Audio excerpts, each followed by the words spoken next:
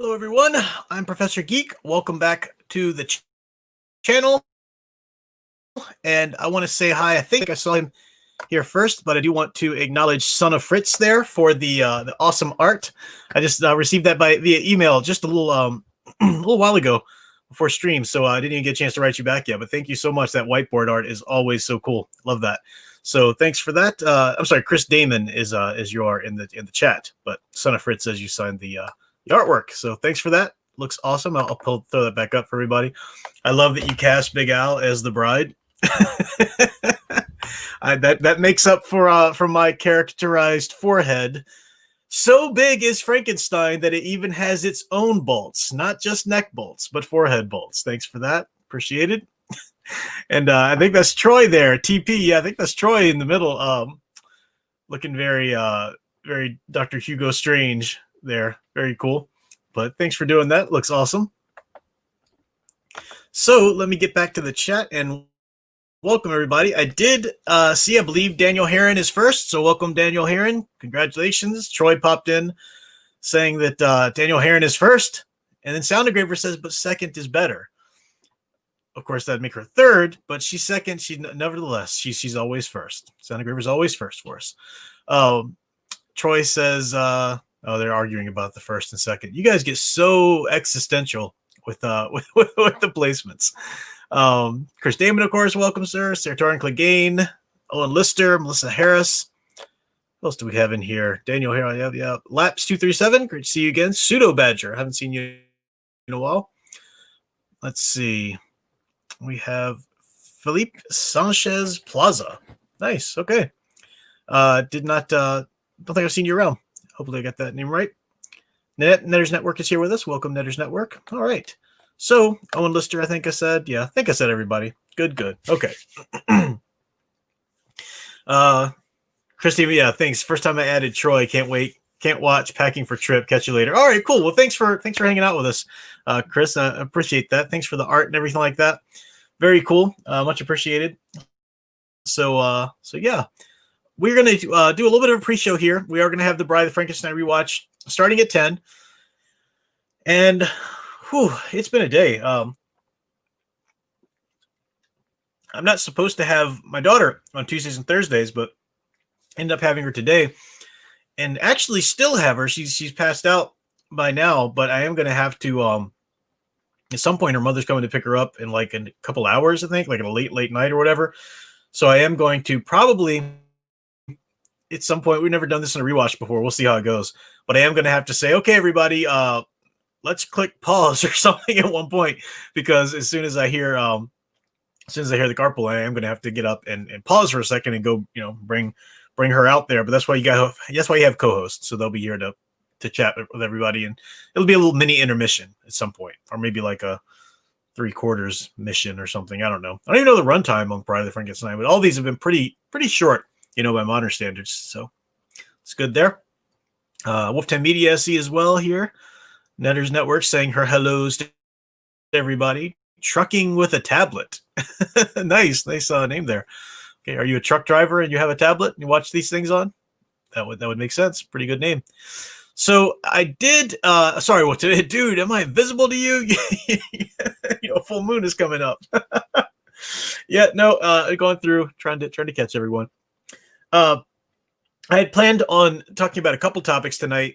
Had a couple of them running through my head, but all of them required some sort of preparation, and I just didn't get to do any of that with Alyssa today and everything like that. So I'm kind of unprepared. We're just going to do sort of a Q&A, and I do have a couple topics that I'll speak about a little bit, and we'll see how well I can wrap my mind around them a little bit to sound coherent. I did grab a power nap once Alyssa passed out for a bit there anyway. And I grabbed myself a little power nap before I came in here to do this. So I'm a little scattered, ready for a rewatch. Rewatch is going to be great. It'll be fun. But I thought, oh, wait a minute. You gotta sound remotely logical for the rewatch. I mean, for the pre-show. So we'll see how that goes. So yeah, questions, answers. We can do that. But I did want to talk about a few things. One of the big pieces of news from the other day, and Troy and AJ Boomer did a good job of talking about this on the Study Hall, which is the sort of spiritual successor to Office Hours. And that is the news or rumor.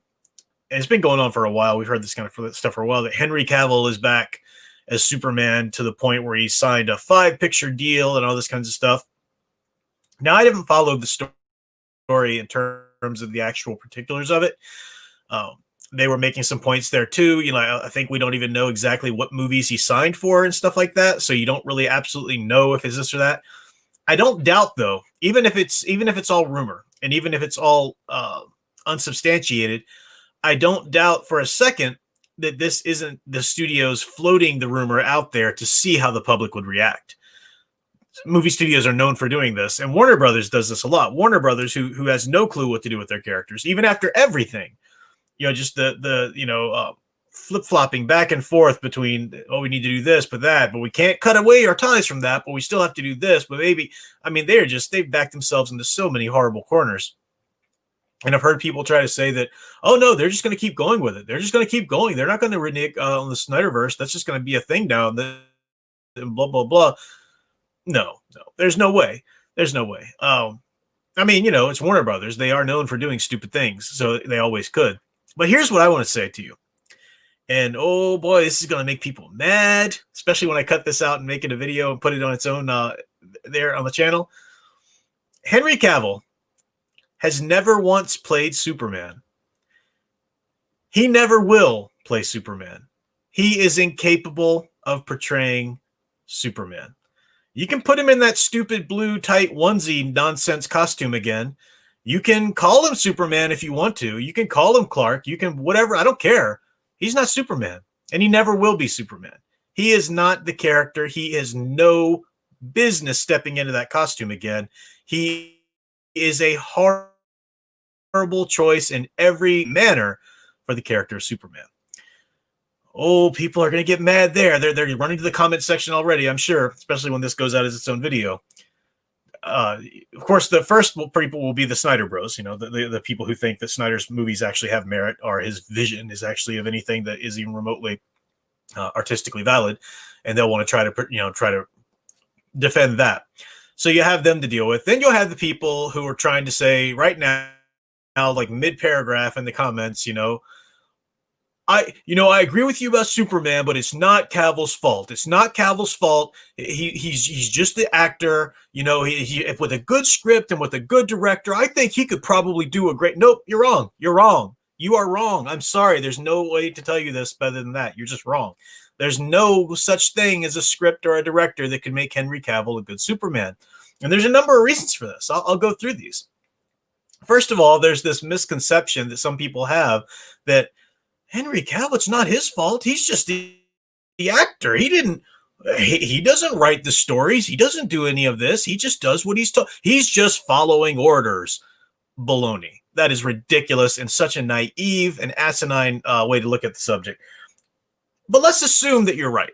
Let's just, for the sake of argument, let's just assume, okay, Henry Cavill's done nothing wrong. He really does understand the character, and it's not his fault at all. Okay, let's just assume that. There's no way to see him in that suit or any suit with an S shield on it and not connect him to all of the garbage that has already happened with him in the suit on screen. There's no way to see a Henry Cavill portrayal of a quote-unquote Superman and not think that that's any kind of link to Man of Steel or to Batman v Superman or any of the nonsense garbage story arcs and character progressions that Zack Snyder tried to push on the public as though these are correct for Superman. There's no way to do that. Now, people are going to try and argue this. People are going to try and argue. They're going to say, well, what about, they'll say, what about Ryan Reynolds in Deadpool? He was a horrible Deadpool at first, but it was not his fault. It was just because of the script and the envisioning of that in Wolverine Origins. And they'll point out the Deadpool movies that he came back to do and said, look, he redeemed the role and he's fine. And he was fine. First of all, it's not even apples and oranges to compare Deadpool and Superman. It's like comparing Deadpool and Superman. It's like a little tiny giant ice cream hot fudge sundae or something. I mean, they're not even the same mediums almost, they're completely different in archetypes, completely different in sizes of the character, like, in terms of how big this character is in public consciousness and all of that. So that's just ridiculous. But even if you want to go with that comparison, okay, Ryan Reynolds didn't really play Deadpool in that first movie. Yes, he played the character that maybe they could eventually go on to develop to be Deadpool, but you didn't see him in the costume. You didn't see him, actually go by the name. I mean, I think they'd call him the name. It was like Project Deadpool or something like that. But it wasn't Deadpool. It wasn't. It was so vastly different. You didn't even see him in costume. So seeing him actually suit up and actually in the Deadpool movie, oh, that's the character from the comics. Then he wasn't even himself. He wasn't even the smart aleck quippy, as a powered individual. So that doesn't work. So that doesn't work. I say, well, what about Brandon Routh? What about him? He played Superman Returns. And this is a good comparison because we're going to come back to Brandon Routh. And people, didn't like the things that movie did with Superman. But then he was able to portray the character again in Infinite Crisis, the nonsense CW crossover thing they tried to do. And as silly as that all that was, he's generally seen as the best part of it, which I would agree. He's absolutely the best part of that whole crossover. It's just so wonderful to see him in that suit again. And they'll say, what about that? Well, no, that's completely different too. Because this gets us to the real misconception people have, thinking that Henry Cavill, it's not his fault, blah, blah, blah. Those two movies, to try to compare Man of Steel with Superman Returns in terms of getting the character wrong, again, that is not even apples and oranges. That's so far off. I mean, how many of us were upset about Superman Returns because it did X, Y, and Z that you shouldn't do in a Superman story? And then how many of us have said, even in this community, I see it all the time, well, the one thing about Man of Steel is it made me appreciate Superman Returns because Man of Steel just shot that out of the water when it comes to horrible takes on Superman. At least with Superman Returns, you had the character there being portrayed in his iconic form. There are a couple of little things that the script had him doing, which he wouldn't go spy on Lois Lane and stuff like that. There was a number of things like that. But these are not like watch your dad die or go snap Zod's neck or garbage takes like that. These are nothing like that. And in Superman Returns, you had Brandon Routh, who truly does love the character and has always conducted himself with dignity, has never been a part of any scandal or anything like that, because he recognized this is not just a role I'm taking. It's not just a job. This is a character that means something to the public consciousness. And he looked at Christopher Reeve. I mean, Ralph is more of a Superman movie fan rather than the comics fan necessarily. That was one of the things that a lot of people were that worked on that movie. But he recognized Christopher Reeve's legacy that he left of embodying this character as a hero for everybody. Cavill does none of that. Cavill has done absolutely none of that. Cavill took on the role. Cavill read the script for Man of Steel. And even before Man of Steel, even before auditioning for that, he auditioned for J.J. Abrams' garbage, awful take on Superman. It was a movie they were trying to get off the ground. And Cavill's like, yep, I'll do it. So he does this, he auditions and looks at this script and says, yep, that's a role of Superman that I want to be a part of. I want to be a part of pushing this idea of Superman out to the public. Nope, that's already a deal breaker right there. Because when you take a role like that, you don't just take the role because, well, I just kind of need some money and I'll just do it. And no, you agree to go out on the campaign trail. You agree to go out, marketing and publicizing this thing and trying to defend it. You can look up any number of scores of interviews or video clips or behind the scenes, DVD extras and whatnot, where he's talking about, what he loves about the movie Man of Steel and blah, blah, blah. This is not somebody who's just an actor. Well, it's not his fault. He was just following orders. No, bull. Stop it. Stop being so stupid and naive. This is ridiculous. This man sold over everything, held over his thoughts and everything to these movies, to Zack Snyder's vision. It'd be one thing if he came out at some point and said, I really got to know the character as I was portraying it. And at this point, I've got to say, those movies were a mistake. That'd be one thing if he did that, okay?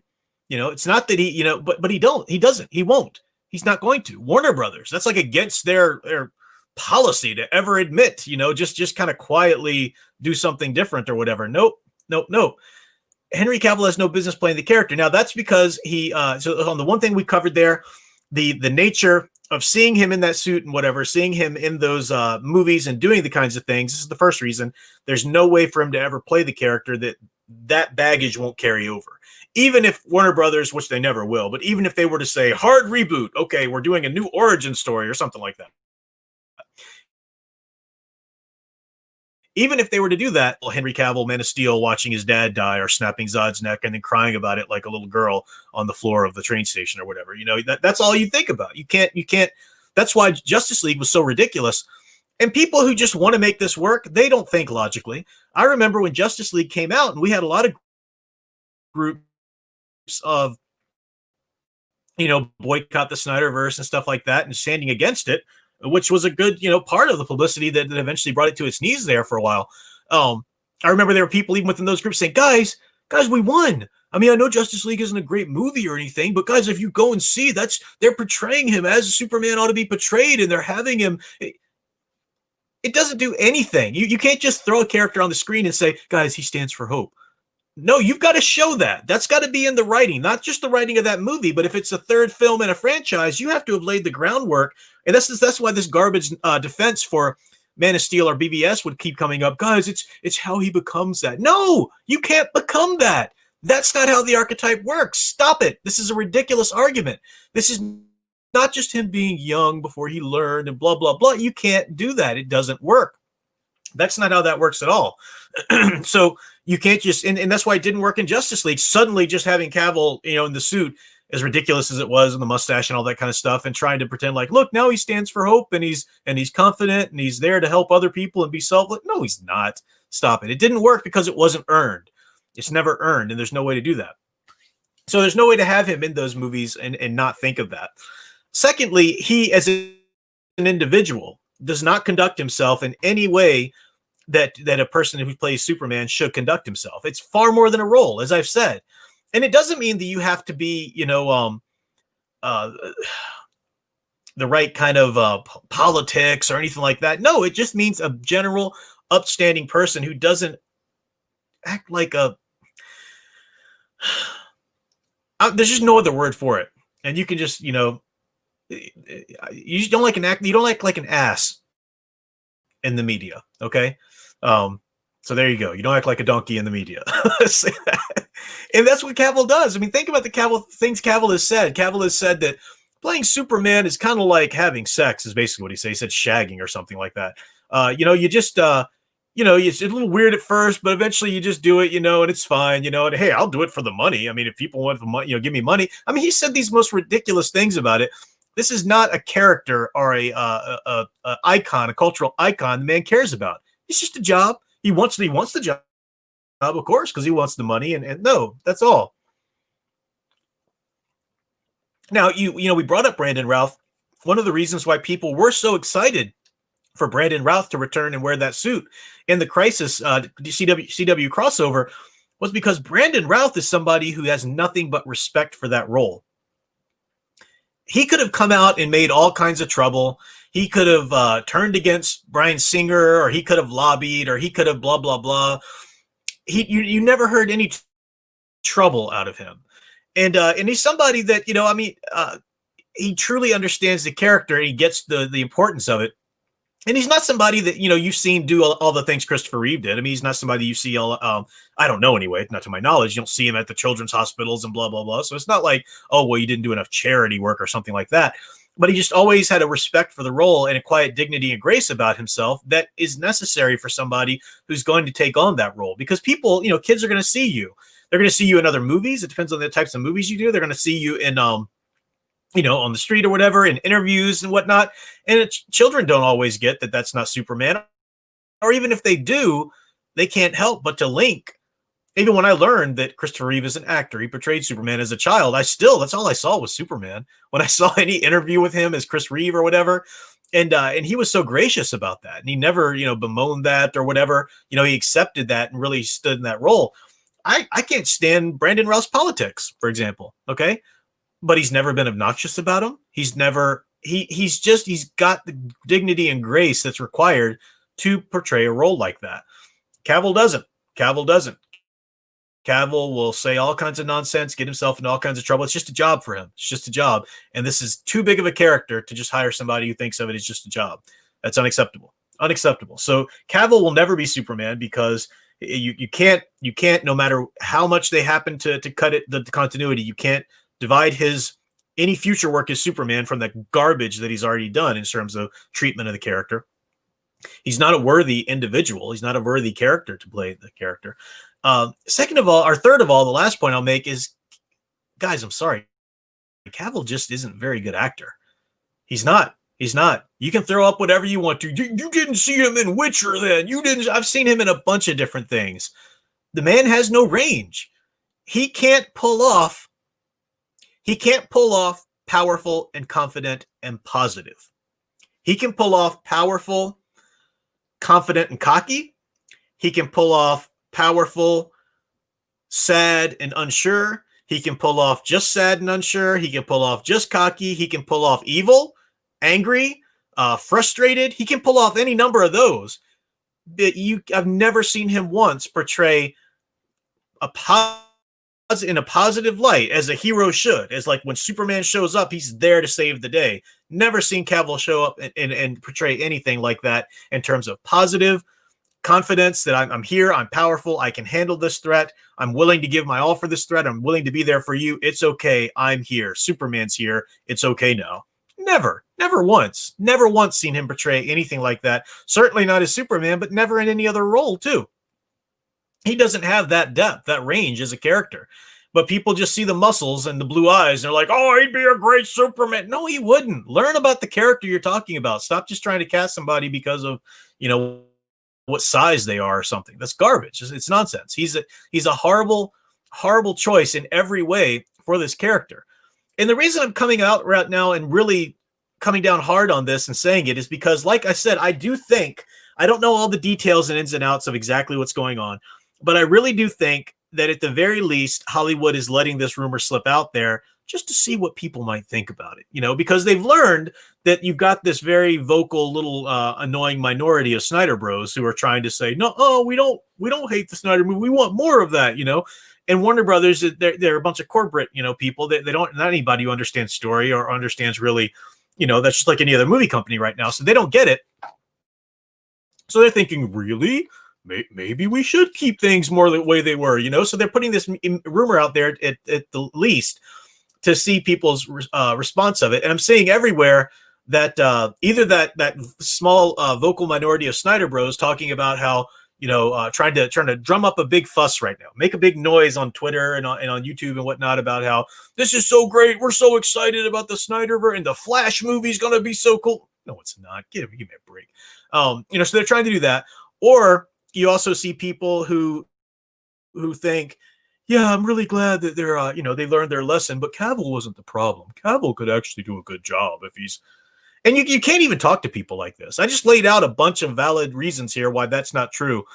And like I said, I will still have in the comments to this, when I do cut it out and make it some video, I'll still have people saying the exact same thing that I just said. Well, it's not his job. I think given the right director and the right script, they just can't help themselves.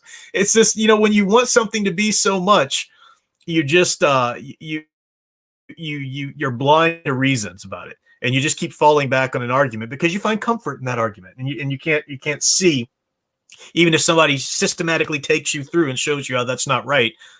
I still think it. That's just the kind of way, you hear from people. So I don't know what draw Cavill has on people. I think I have known plenty of women who just think he's hot. I've known some men who just think he's hot, and that's just all. That's the be all and end all. That's all they want from a Superman character. Well, okay, clearly you don't really know Superman then, if that's what you're looking for as a sex symbol. Then I've known people who just can't get past, yeah, but he's got the blue eyes and the black hair and he's muscular. As though they're like, a dime a dozen, not a dime a dozen in Hollywood or something. That's ridiculous. No, stop it. I don't know what kind of hold he has on people because he's not particularly charismatic. I find him frankly annoying, and that's even way before he played Superman. I remember seeing him on the Tudors, in that role, and I was like, does he make any expression besides creasing his eyebrows up? Oh, he smiled cocky in a way that does that too. Oh, okay, you know. And then I saw him in other things. I saw him in Clash of the Titans, and then and I have seen. I will not watch or support the Witcher Netflix show because it's a horrible take on the character in the video games, but I have watched plenty of scenes to see his portrayal, and he's not believable as Geralt. He's believable as the tortured, powerful but tortured and angry hero. You know, that's what he does. That's what he plays. You know, so it just doesn't work. Doesn't work. And that's why I'm bringing this up now. And I want to put this video out. He has never been, nor will ever be Superman. And people are going to be mad. This is going to be one where we'll get crazy. I'll get some crazy revenue from this one. This is going to be great. They're not going to be able to help themselves. They're going to just try to rake me over the coals in the comment section, and every time they do, it's just cha-ching. So that'll work. All right. I have ranted quite a bit there. Let me check with the chat. Apparently, I had more to say about that than I thought I did. Let me go back to Nanette saying hi to everybody.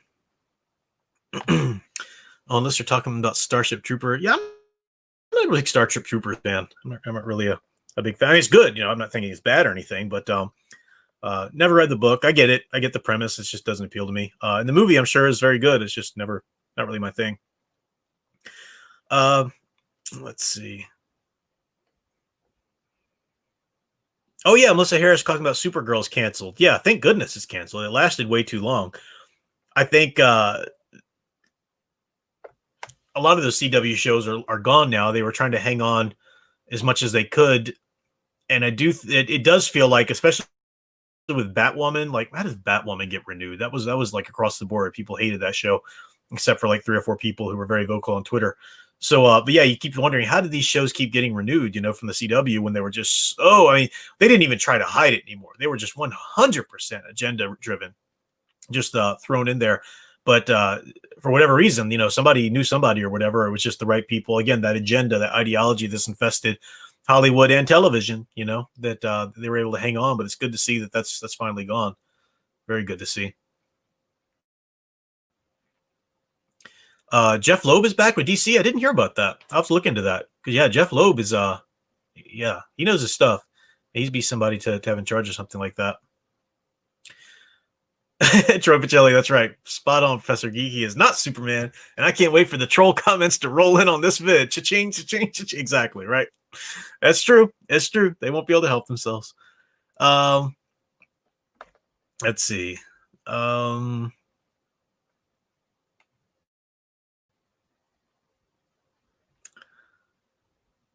Anything else I'm tagged in or whatever?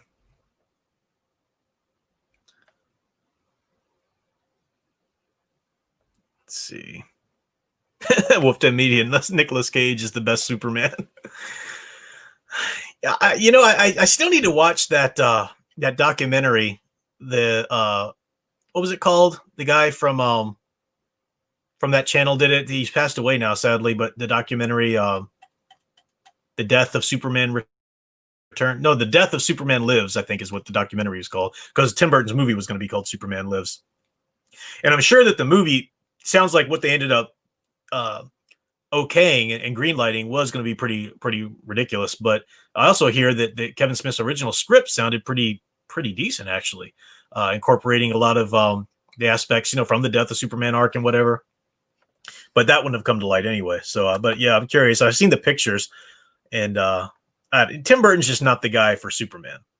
That's back to Warner Brothers' constant trap they always fall into. Hey, this guy did a good Batman movie. He'd do a great Superman. No, they're two completely different characters. Hey, this guy did a great X-Men movie. He'd do a great Superman. No, actually, no, not at all. That's not a reason to think that. This guy did a great Watchmen movie. Let's totally get him on Superman. Just stop. Go away. Your reasoning is ridiculous. So, let's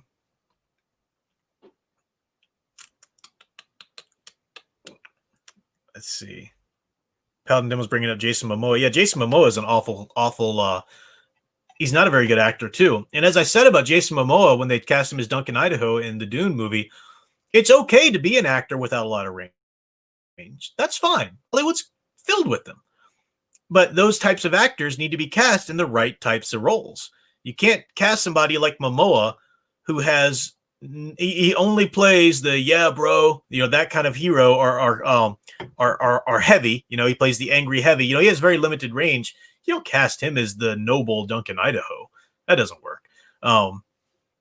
And casting him as Aquaman, that's well, I mean, they weren't even writing the real Aquaman anyway. That was just some garbage surfer dude that Snyder had in his psyche that they pulled out, and then this determined to run with that for the solo film.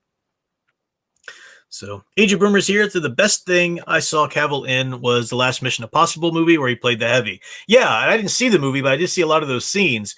And he had that angry face and everything, and yeah, he looked like he was a great villain. Sure, Sound Engraver says people see their favorite celebrities like they see their favorite television shows. They'll defend them to the death. Yeah, and I've never understood that. I've never understood. I think it's that fan, mentality of I identify with this, therefore I need to. I remember there's one guy. He's younger too. He's kind of a teenager at the time when Disney was starting to go off the rails, and their Star Wars and everything was just starting to come out, and Marvel was starting to get kind of kooky and whatnot.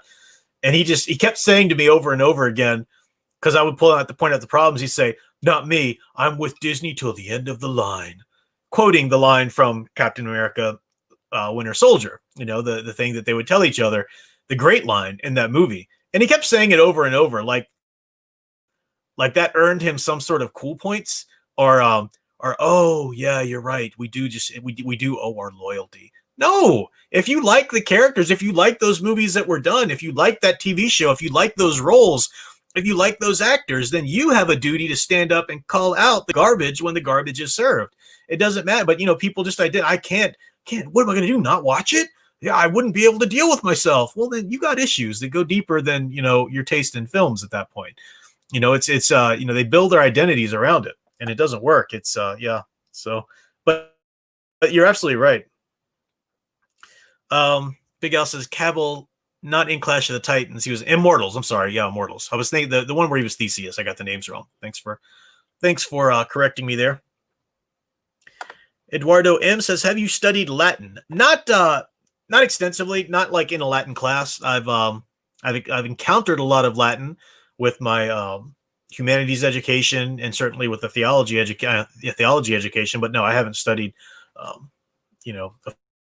official Latin. I'd like to learn. Well, there's so many things I'd like to learn, but having the time is the other thing. Let's see. Owen Lister. Yeah, I will say Tim Burton would have made a better film with Superman than Zack Snyder. Oh, yeah. I mean, anybody would have. I mean, that's not hard to do at all. Definitely. Let's see. Anything else going on here? All right. I think I've caught up there.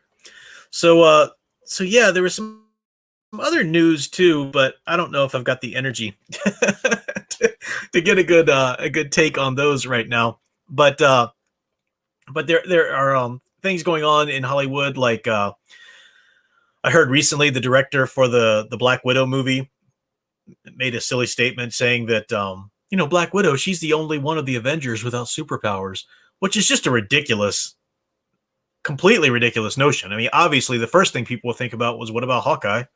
Duh, But also, too, Black Widow is not without superpowers in the comics, and the films even allude to the possibility of, this. She in the comics, she is somebody who has been subjected to a version of the super soldier serum that they were trying to re-engineer.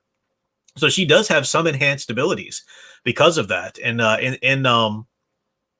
yeah, there's some scenes in Civil War in particular where they just kind of allude to that a little bit. They don't come out right and say it in the movies, but if you're directing a movie about a character, shouldn't you know that?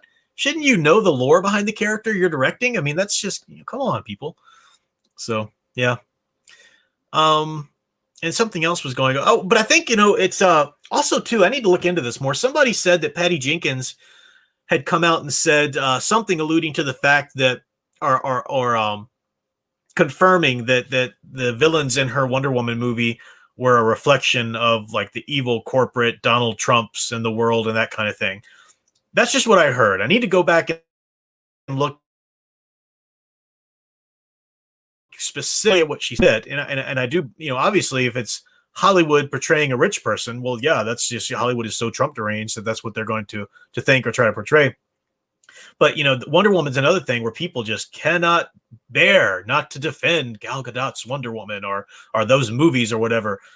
Gal Gadot's Wonder Woman movie was riddled with problems and was a horrible take on the character. Now, she does not have the problems that Cavill did in terms of not being able to conduct herself with the proper air of dignity or have the proper respect for the character and whatnot. She certainly has been somebody that's acted well within that range, but there have been major mistakes about that. And Wonder Woman 1984 is no guarantee that that's going to suddenly get it right. But, people just they're so mad when they hear somebody express an opinion contrary to theirs, especially on a channel that has a platform that have people that tuned in to hear their opinion, whether they agree or not. That's they can't handle that. And then they have to rage as much as they can in the comment section or elsewhere, or they'll do their little response videos for their 20 subscribers or whatever, and they just can't handle it. They can't handle it. So, yeah, I don't know if it's true with the media, so I can't. Like I said, I'm not officially reporting it. I do want to look into it, but I've heard people say that. I want to look into what was actually said, and look into that a bit. So, Spuddy Rule says, I see you drinking Diet Dr. Pepper in sadness. That's right, Diet Mr. Pibb in sadness. Yeah, I need a little caffeine. A lot of water today, but need some caffeine.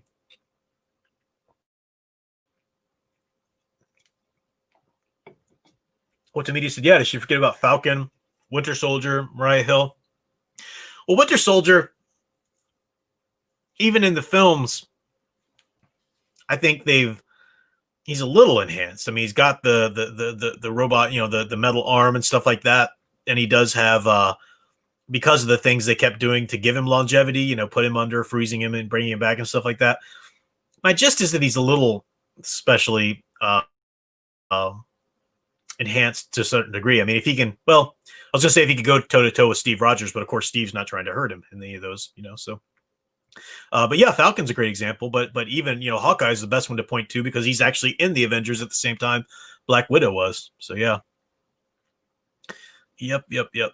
So I think that's probably what I'm going to do, or going ahead and close it out for this time.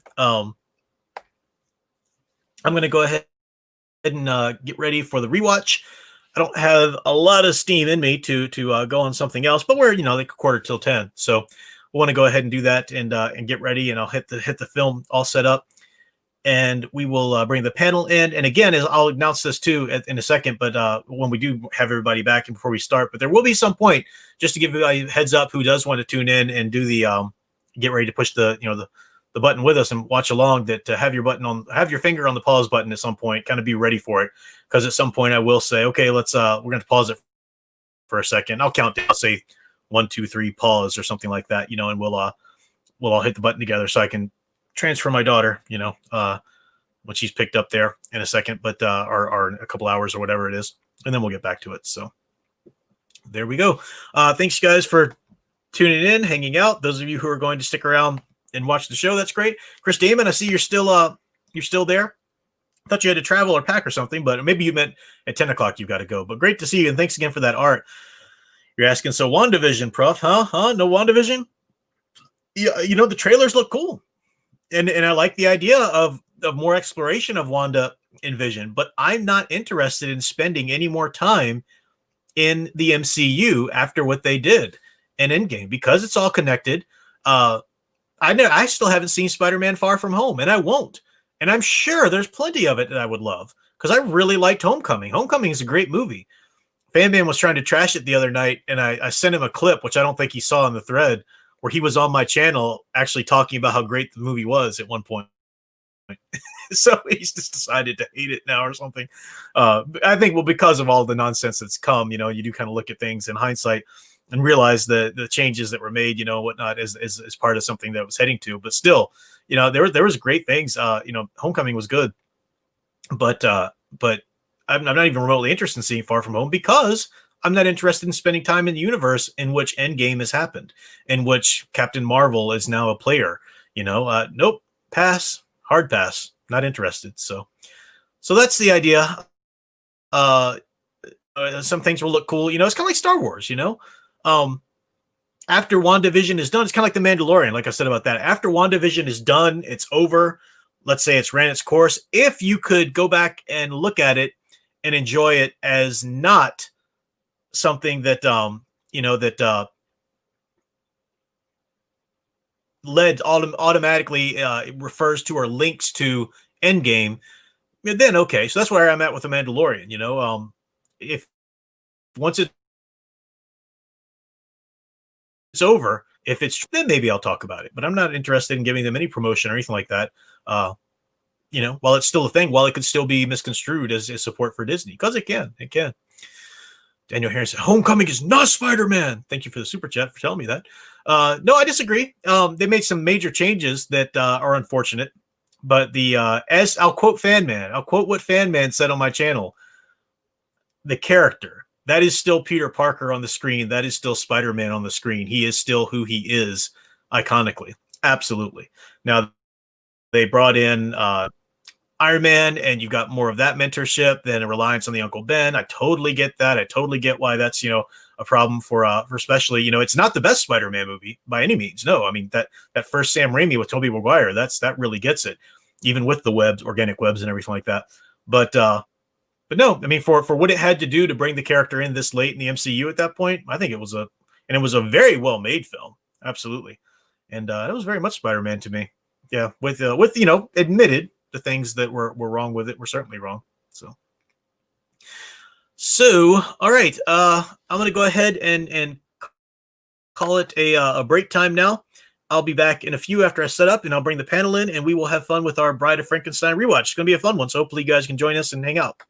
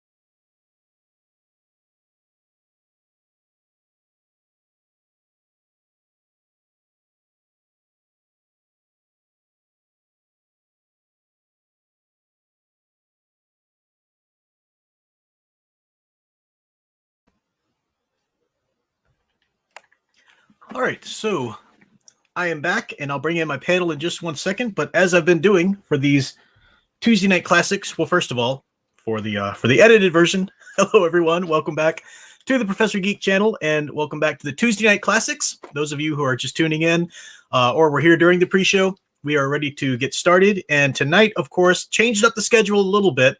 Originally, it was going to be the Jekyll and Hyde, technically not a Universal monster movie, but still it was just such a classic with Frederick March. But I did want to change it up a little bit because when we did Frankenstein before a few weeks ago, I had scheduled Bride of Frankenstein to be with the other three, the three altogether iconic monster movies, Dracula, Wolfman, and Frankenstein. I placed them kind of close to Halloween at the end of the October. So that's where Bride was in the continuity. But a lot of people were surprised or interested in the idea that we mentioned in the Frankenstein movie last time we watched it about Bela Lugosi actually being the one to portray Igor or Igor or whatever, and that doesn't happen until the third Frankenstein movie, Son of Frankenstein. So many people were interested in that, and I thought, well, might as well just keep it all Universal as for this Universal Halloween season rewatch that we're doing for Tuesday Night Classics. So I moved Jekyll and Hyde out of this slot. That's why we're going to watch Bride of Frankenstein, and then Son of Frankenstein will be the Frankenstein slot towards the end of October. So that's how that's working. But I want to go ahead and show off my Legacy collection here, the Universal Legacy collection. This is where I have all my Universal monster movies on. Glare a little bit there, and this is all of the Frankenstein movies in one box set. It's before Blu-ray was a thing. They released this, as I said, when Van Helsing came out, which had all these iconic monsters. Well, the names of them anyway. They weren't really the iconic versions of them in one movie, but there's the actual box set. So each of the films each of the monsters has a set like this, all the way from Dracula, Frankenstein, Wolfman, The Mummy, Invisible Man, the Creature of the Black Lagoon, and so forth. And I've got the one disc in there now. But yeah, so we've got Bride of Frankenstein. It's got audio commentary. It's got behind the scenes footage. It's got Son of Frankenstein, Ghost of Frankenstein, as well as House of Frankenstein. So very cool. And then it's also Stephen Sommers. I think that's the director from Van Helsing, the guy who did The Mummy. He's got some behind the scenes stuff on this Universal Classic Monster Frankenstein. Yeah, so cool. So just wanted to show off that as I've been doing for all of these. And then now I will bring in my panel. Go back to Wolfman and get that scroll away there. Okay, so with me as always is my trusty TA, Big Al. Say hi, Al. Hi, Al. That sounded like a tired, unenthusiastic hello. My voice kind of went, well, I hadn't said anything for a while, so I was kind of sitting here waiting. But you're excited. Of course I am. And with us as always is our Klingon cleric himself, Mr. Troy Pacelli. Welcome, Troy. Hi, how you doing? Will Nanette be joining us tonight? I think so. You know how she is with the computer problems. I'll keep an eye. Sure. I guess I can't keep an eye on the StreamYards, but she'll let us know if she's backstage. Sure. Let me know, and I'll. Oh, I see on the comments. Yeah, okay. Okay, yeah. So no problem. Yeah, just let me know if she tells you, and I'll go back. I'll try and monitor it myself.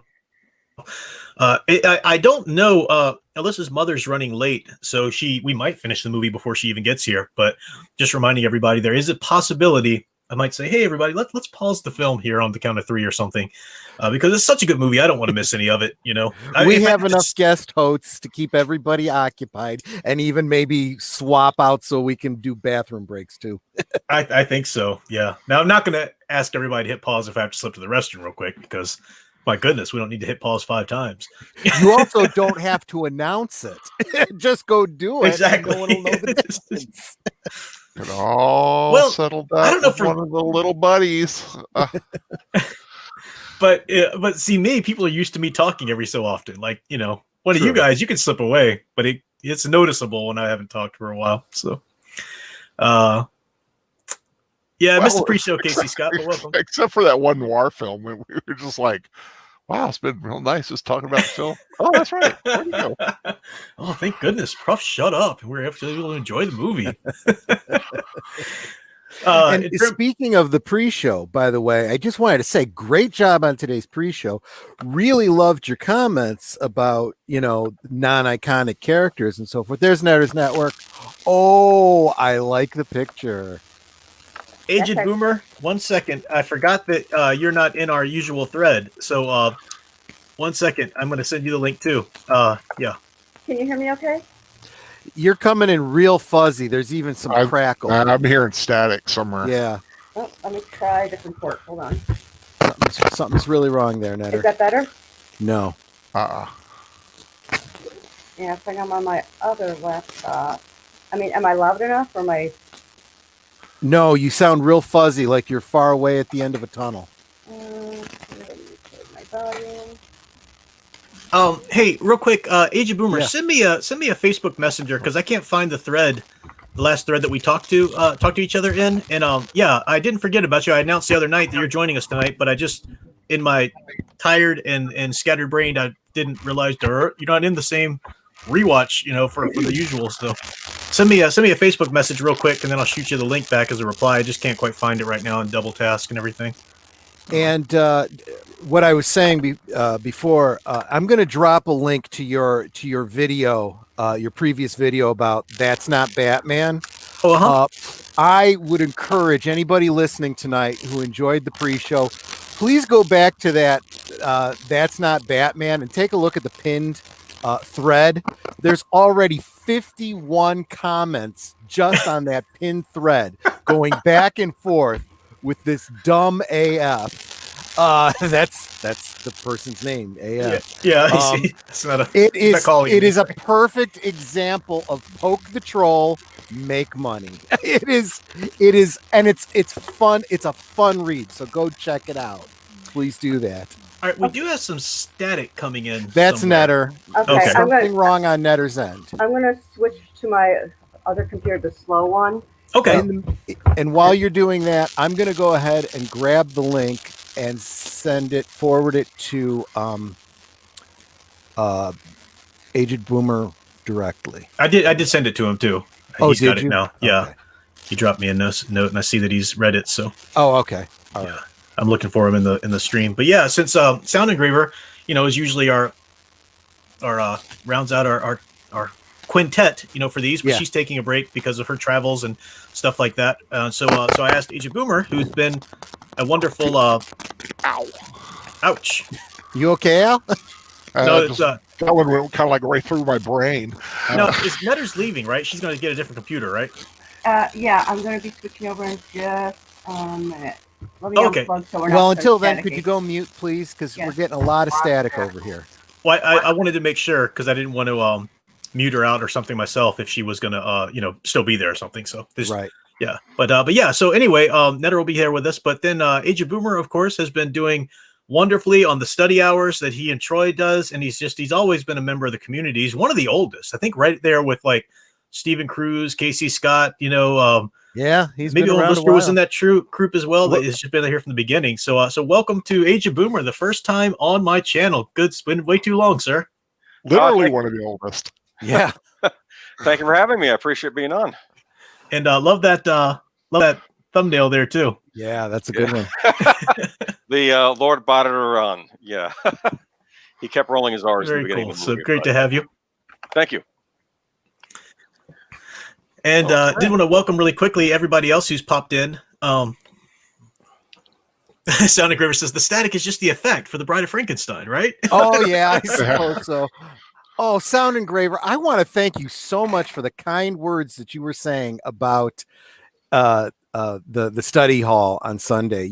I'm going to start calling you Barnabas because you are so encouraging. You really, really are. Yeah, thank you very much. Thank you. And that's a nice little biblical reference. Very good. Oh, I thought it was Barnabas Collins. There's that too. For all these years, I always wondered, did they intend some sort of a biblical reference there? And I could never find one. So I guess it was just they picked a good name. Sounds like an old name, Yeah, exactly. But the Barnabas, yeah, for those who don't know, of course, was Paul's companion. After it was Paul's oldest companion too.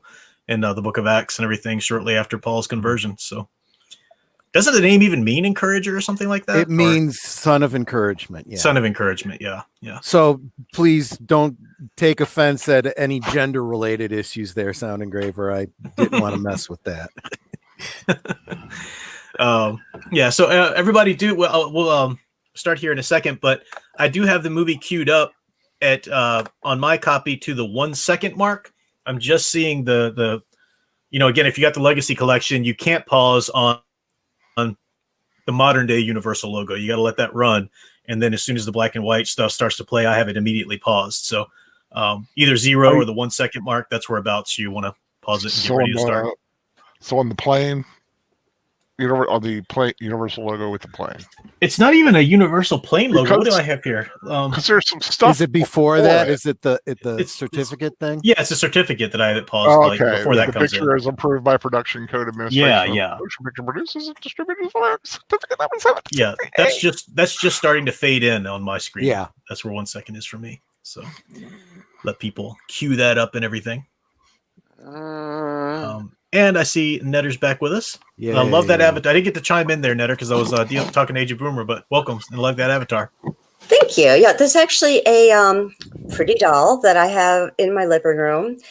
It was a Halloween prop that we had gotten from World Market. It was like, the after Halloween sale. That's in your house? Yes. Oh, yeah.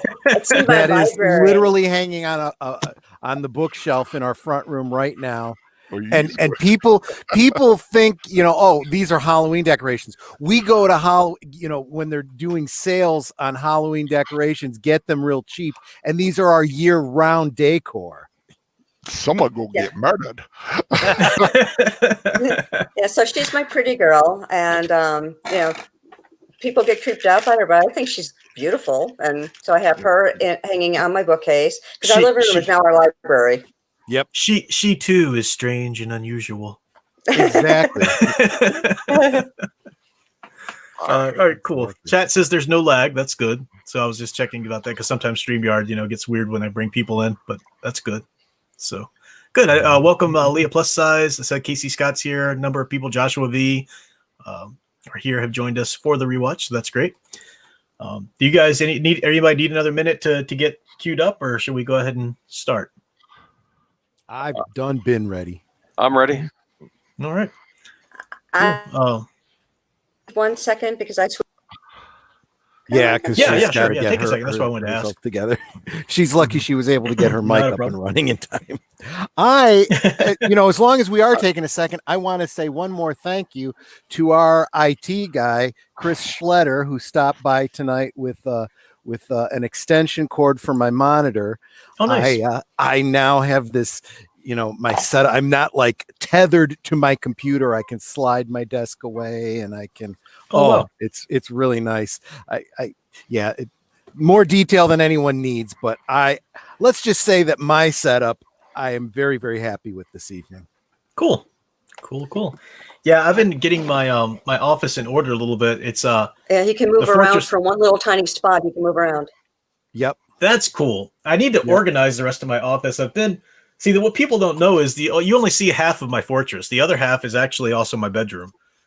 So I've been I need to get it a little organized. So what you're saying is you could turn the camera around the other way for other streams.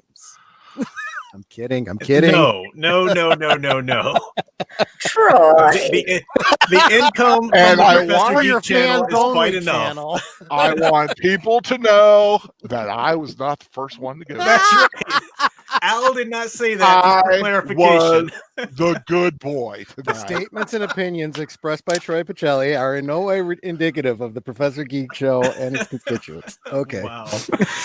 But I would like to do a room tour at some point because people ask me occasionally about all the cool, the posters. I got a ton of stuff up on the wall. It's just surrounded everywhere. I've got the old Batman '89 poster I said, and then all the weebs out there will get really excited about the few weeb posters I have on the wall. I do have a Ghost in the Shell standalone complex poster in between two My Hero Academia posters. So. Wow. And you have those.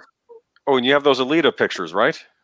Yeah, the Alita. I didn't frame those though. They're still in the box. I need to find a place to put those. But yeah, do have those.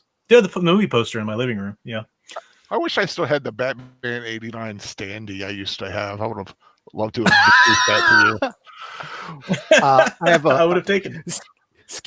Skipper Kenner, who's sometimes in the stream here. He his brother used to work at a video store. Got one of those standees back, in the early '90s. Cool. Mhm. Awesome. And there's this great story about coming home late and it was dark and seeing the standee and not realizing it was a standee, and whoever is standing there wasn't responding, so he did a sidekick into him. And I'm just like, oh gosh, and he didn't even have to exaggerate. I could just picture exactly the way it went down. I'd like to call attention to Nanette's awesome Troy that we get every now and then when Troy's a bad boy. But not only Nanette, Sound Engravers joined in too. Go to time out now, Troy.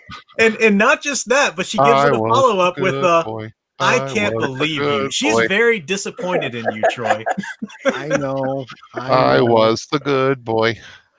Normally between the two of them, it's like, oh, I can't say anything. I don't want to disappoint them. But that was just too obvious a joke to pass up. It's that red button I couldn't not press. Yeah. And you see my dilemma, my dilemma most of the time. Mm-hmm. Yeah, you have a shorter fuse than I do, but that one was just too much. Keep in mind that I can always run downstairs and smack you upside the head. That's true. You I would love to. I'm sure we could get some people pledging money for that. Well, we are unemployed, so yeah, sure. I'll take that up a collection. That would be a great way to generate money. Yeah. So what you're saying, Netter, is that we need to start a fans only, YouTube or page. We're just smacking you upside whatever the head. that app is. Yeah. Are you? Okay. Are you?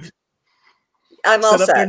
All right. Cool. Yes. Right. Well, let's go ahead and get started then, so we can enjoy this awesome movie and keep the party going on into it. But all right. So those who joining us for the first time or catching the replay, as I always reiterate, the way I would do this is I'll say 3, 2, 1, play, and on the word play, that's when we all hit the button. If you're remotes like mine, it takes a second or two to register. It's fine. As long as we're just sort of generally around the same area, it tends to be okay if somebody's a second or two ahead or off or behind or whatever. But all right, here we go. 3, 2, 1, play. There we go. I don't remember. Not the one we think of. Yeah, exactly. The airplane. The classic. Love it. Love it. Love it. Love it. I believe before George Romero's Land of the Dead, the more recent zombie movie, they actually had that intro playing before the movie. Really? Oh, cool. Yeah. I'm glad that I've heard your voice and heard your show on Study Hall now, Age of Boomer, because it'd be really weird if this was like the first time I heard your voice, somebody that you've always seen in chat forever, and all of a sudden, if their voice isn't exactly the way you pictured it in your head or something, Well, it's weird for me too because I'm used to just listening to all of you, and it's like now I'm talking to you but listening at the same time. So it's it's weird. The first couple times I did too, I was like, "Oh, I'm on. I should probably say something once in a while." and of course, noted as in most of his life, the film star is simply known as Karloff. Karloff. Yeah. Very rarely did he need to use the Boris. Even in the Grinch, you just say Karloff. I think didn't we see in the credits in the first movie that she was Mary Shelley was credited as Mrs. Percy Shelley? Didn't it say that, or am I? I forget. I know, but here they said suggested by the original story by Mary Wollstonecraft Shelley. Yeah. And of course, in the little envelope narrative that we get of Shelley, Byron, and Shelley in the beginning. Yeah, it seems like this is a new story. This is an additional story she has, but of course this was part of the original novel. So it's just this part of the novel that gets its own movie. And interestingly, after rewatching this again, and as I had mentioned before, rewatching Gothic, I realized this little segment is a much better historical representation of what happened than the movie Gothic. And the maid taking out the dogs was Una O'Connor. Oh, really? Yeah, she played that part as well. No lines or anything, but yeah. I do love the actor they got to play Byron. That's just so Byron. Yeah, right. And they even have him limping because he did have a club foot. That's one of the things I was thinking. Those kinds of details. Mhm. Yeah, I was going to do a rewatch of Gothic, and we rewatched it, and I'm like, there's a huge exposition dump at the beginning, a huge exposition dump at the end that covers all the history, and everything in between is like a fevered drug dream. And I'm like, okay, this is not. No, we're not doing this. I often hear Elsa Lanchester described as the original goth girl. And it's not just her role as the bride. Even right there as Mary Shelley. She just has that sort of I mean, I was in high school in the 90s, so that kind of goth girl vibe, you get. Yeah, no, I absolutely get what you're saying. And she's an attractive woman, but not in a classic way, in kind of a a unique way. A quirky way. Yeah. I love a lot of the censors had some issues with the bus line. Bus line. Huh.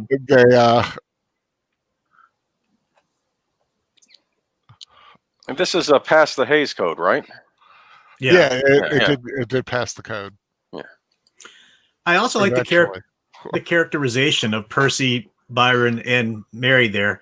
Now, of course, they would have been joined by their friend John Polidori, who, of course, wrote down the story that Byron told about a vampire, which inspired Bram Stoker to write Dracula. So even that has its genesis in this weekend. Probably would have had Claire Claremont there, too. Mm-hmm. But I like the characteristic because you'd have Percy being the thoughtful one, just I'm reading or I'm writing, while you've got Byron, flaunting around and being the flamboyant one. And a nice little recap of the first movie here, too, with Fritz and... Yeah. I almost expect them to say previously on Frankenstein. Yeah, exactly. That's kind of what this was, right? And of course, Dwight Fry, of course, also appears in this film as one of the assistants as well. Either Troy or Al, when do you want to give Arcade Burns a timestamp? Oh, yeah. I'm at 4:44, 45, 46, 47. Is that where you're at, Troy, on the MP3? I'm a few seconds ahead of him, but close enough. I'm at 52, 53, 54. So, right around that area, if anybody.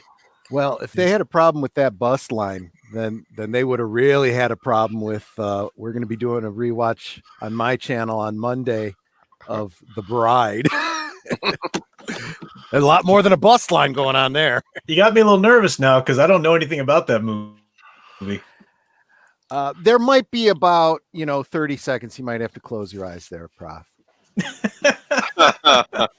Yeah, he has to see somebody's butt.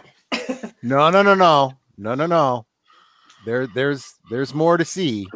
I'll look into it. It's not that I'm a prude or anything like that, but being in a theological program and with a desire to work at a Catholic university one day. That's why it's on my channel.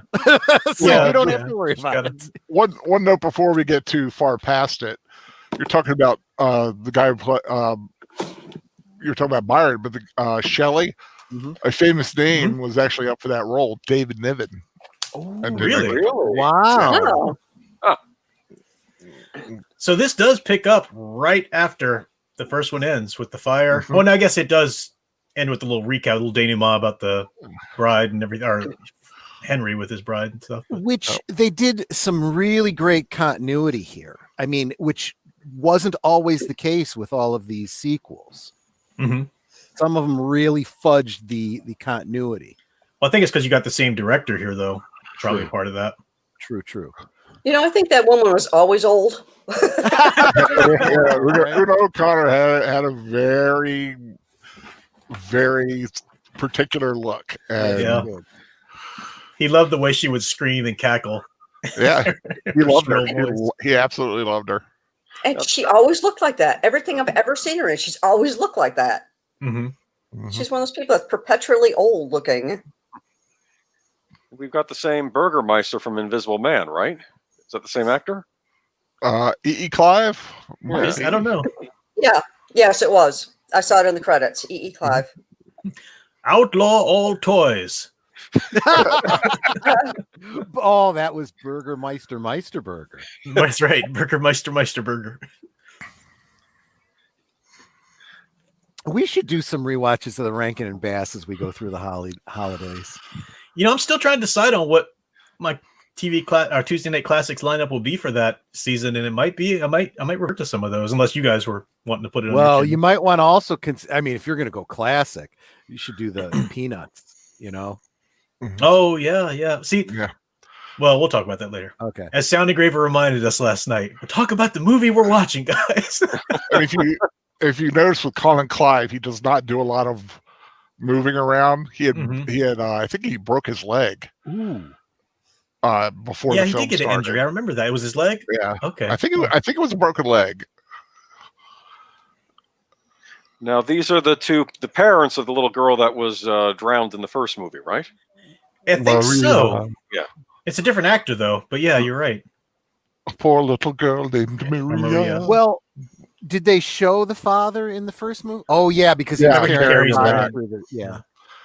Now, And one they- thing about the makeup here, Jack Pierce was so particular. He made him look like he'd been in a fire. Yep. Yeah, They burned or his off hair. Burned off hair, Yeah. extra scars, and also if you notice, the scars start healing at their various stages of healing as you go along. Oh, Now that's that- interesting. Yeah, That's look at that. creepy. You can see right there. He has no bangs. His bangs are cinched off and no Yeah. eyebrows at all. But just that intro with the hand first Yep. coming out of the shadows, that's terrifying. But that detail that Al points out, that Migo figure that I'm using as my icon, uh-huh. they went to some effort to do an amalgam of the different versions of the Universal Frankenstein. So Oh, cool. he's got some bangs, but not quite all of them. And the face, it's not quite Boris Karloff, and it's not quite Lon Chaney. They really thought that through. Also, we've got continuity with this is the mood the monster was in Yeah. at the so we see him as a brutal murderer right in the Yeah. beginning of this movie. Mhm. There's no pathos and Yellow Yeah, Lord.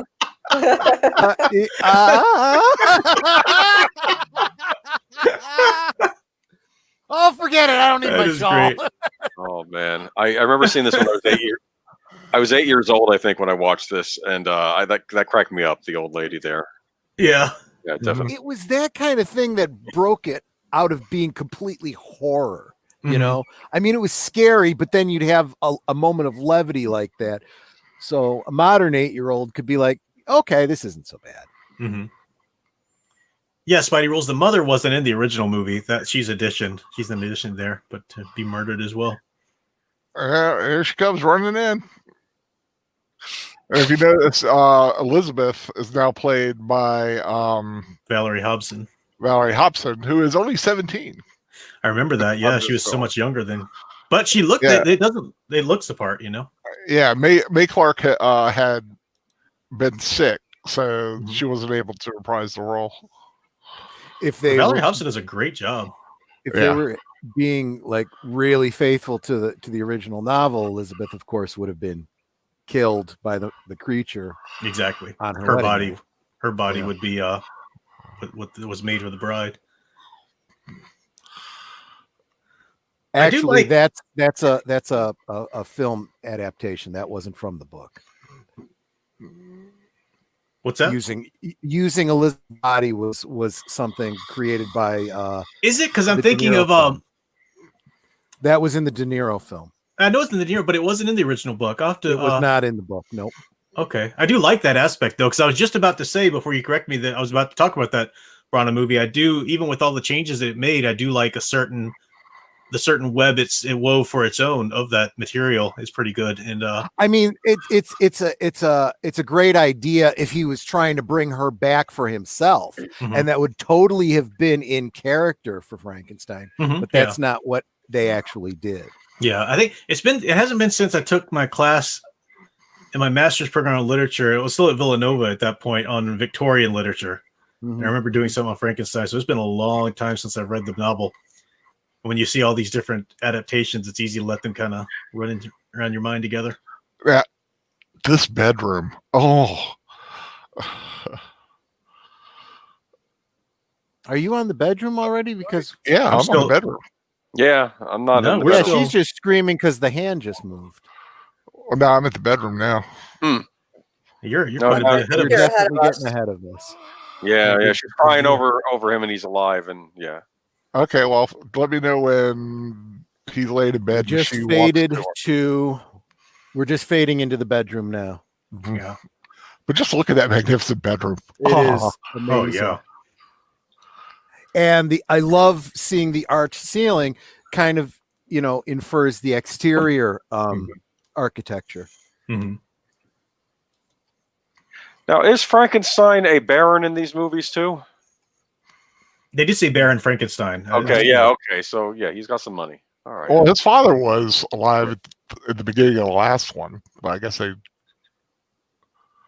Yeah, I don't know. I heard the word Baron, but we were talking, so I don't know if they were talking about him or his father.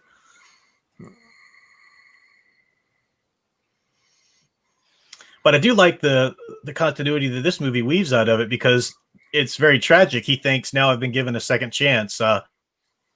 My horrible mistake. I'm going to do the right thing now and live right, but his sin is still out there. Yeah. Mm. I do like that speculation. I didn't die. Maybe it's because I profaned death. Mhm. That was actually a theme that was picked up in what's that author's name?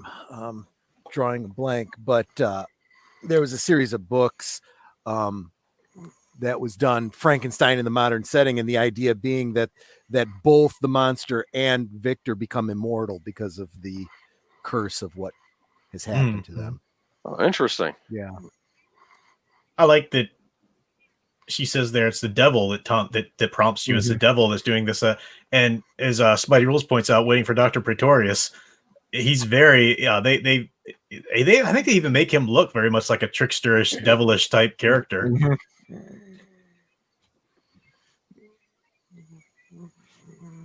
Yeah, I Didn't remember. Colin Clive? Oh, go ahead. Oh, I didn't mean to. Go ahead. Go ahead. Go ahead. I was just going to say, saying, didn't Colin Clive? Didn't he feel a little bit uncomfortable about doing the role with her being so young, Al?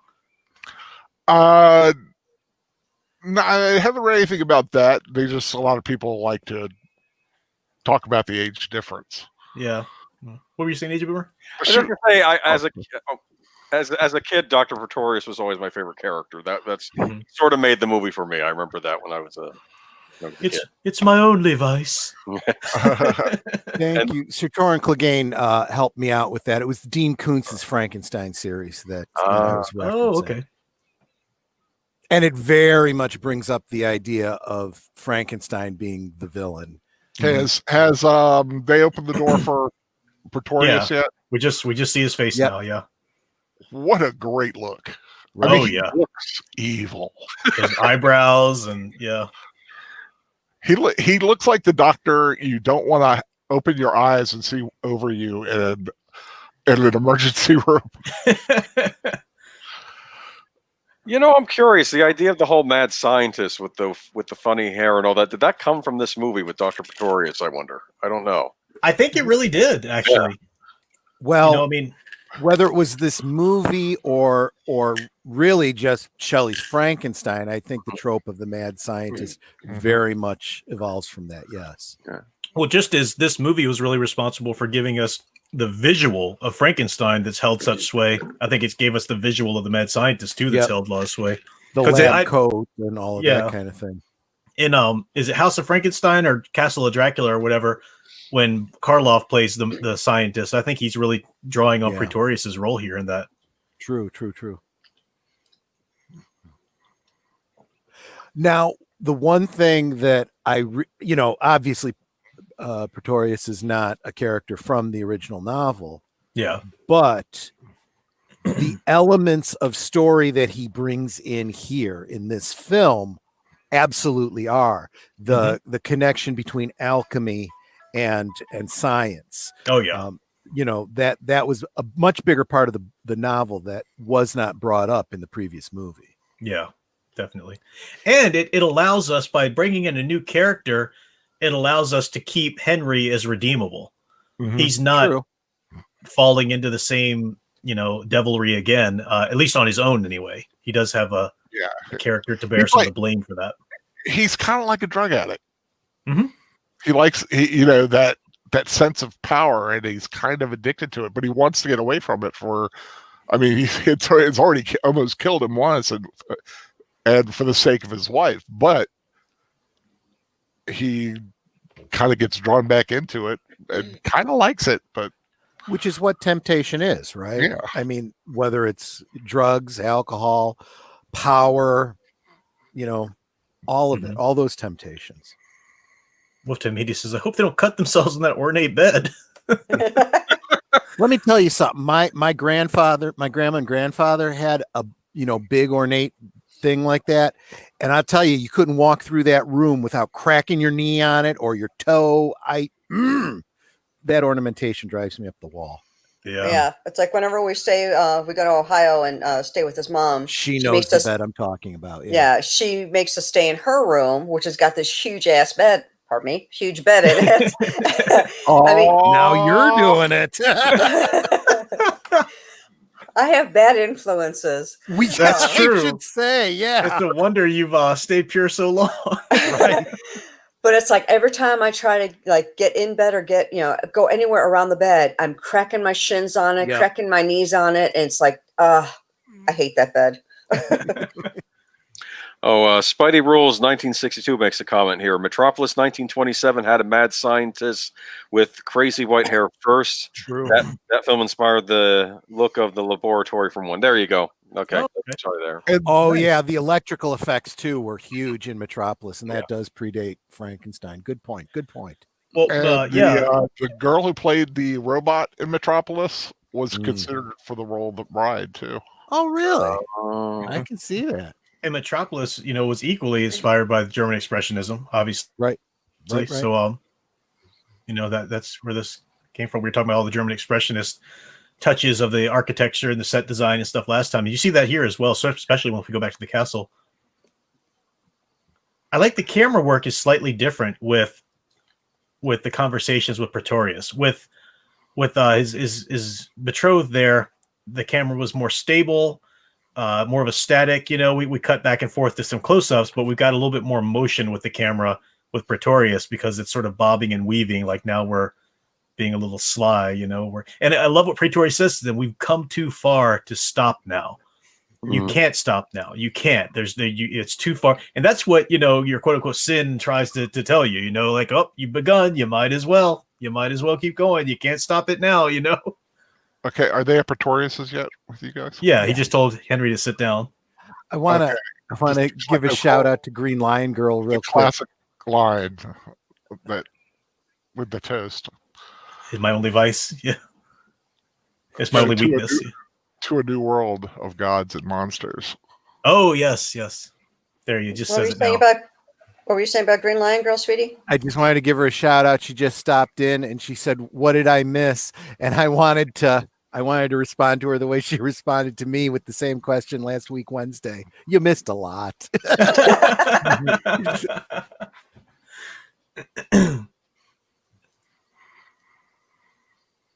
This is kind of a talking about little moments of comedy. It's really funny and it's charming and it's well done, but I don't really think it belongs in the movie. That's where I come down on the debate. People argue against this. Yeah, I mean, not the fact that he's made homunculi, but the way there's just like little comedic routine suddenly. It's like that doesn't quite fit into the film overall. It does go on a little bit. And they did push the humor here because from a thematic standpoint, it should have been more grotesque and fear-inducing. I guess they didn't want to go that route. Again, though, maybe it's because I was watching this when I was a kid, but I love this scene. I kind of got an Alice in Wonderland vibe from it. I don't know why. Exactly. Yeah. I like it too. I mean, because it shows you just how nuts this guy is. Yeah. I mean, thought he was I don't. carrying in a coffin The coffin, yeah. that looked like it looked like a child's coffin. I'm like, what are they going to do to a kid? See, I think what really causes it to lose the gravitas it could have been is that they clearly act like trained animals, you know. Mhm. Yeah. When and like they're performing, and it would be so much better if you saw them as imprisoned, you know, and tortured, you know. It is a very nice it's a great little scene, and I don't not enjoy it. I'm definitely with AJ Boomer and Al there. I just have to say thematically it doesn't quite work with the rest of the film for me. But that's just me, you know. There people debate it, you know.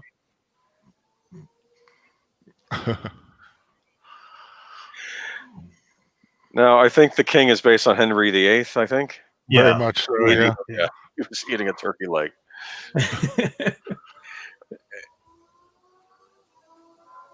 Now his Pretorius is what he's saying here though is very key to the philosophy and that theme of the film. We're all devils. There's none of this nonsense about angels or whatever, you know.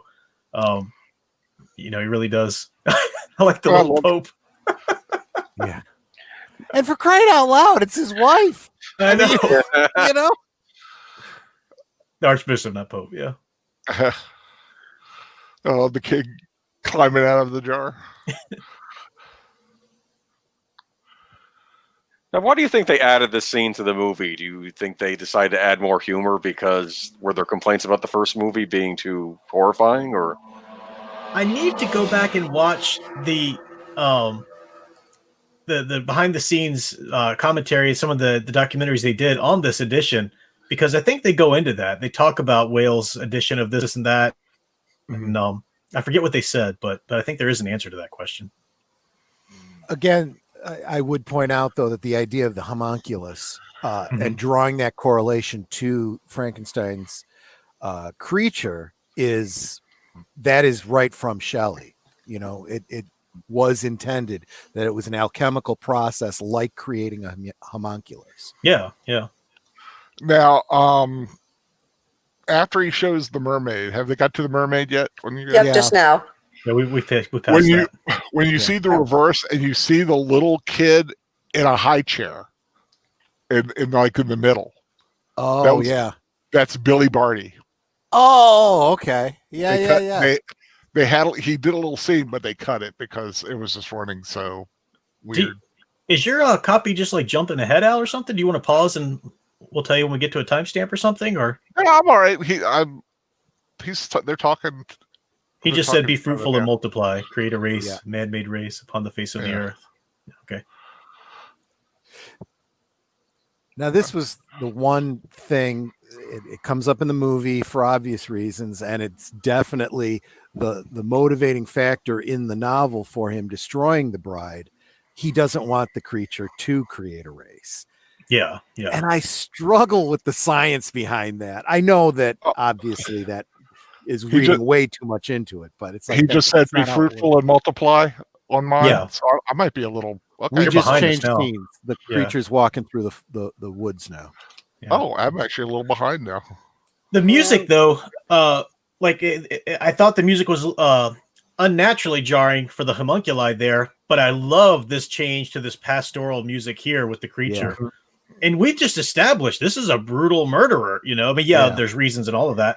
But then to see him in this pastoral scene, I think Whale is absolutely trying to really juxtapose some harsh themes, you know, seeing the idyllic, peaceful landscape. Yeah. But he's like hungry and thirsty, and because you see him eating that root. Yeah, and they were just talking about be fruitful and multiply, and here's the garden, the creature in the garden, the created man in the garden. True. And now you get a little bit of his heart still wanting companionship and wanting friend, you know. Yeah. Really got to give it to Karloff's acting. I mean, he did a great job with the creature in the first film, but really a wonderful job here. Now he learns, he tossed the one girl into the water. Now he's helping a girl out. He's trying to kind of make amends for his actions, or he's learning, you know? Yeah. Well, you definitely can get behind he didn't understand what he was doing the first time around. Yeah. Now sure. that he knows. And I love that kind of, it's such a toddler movement.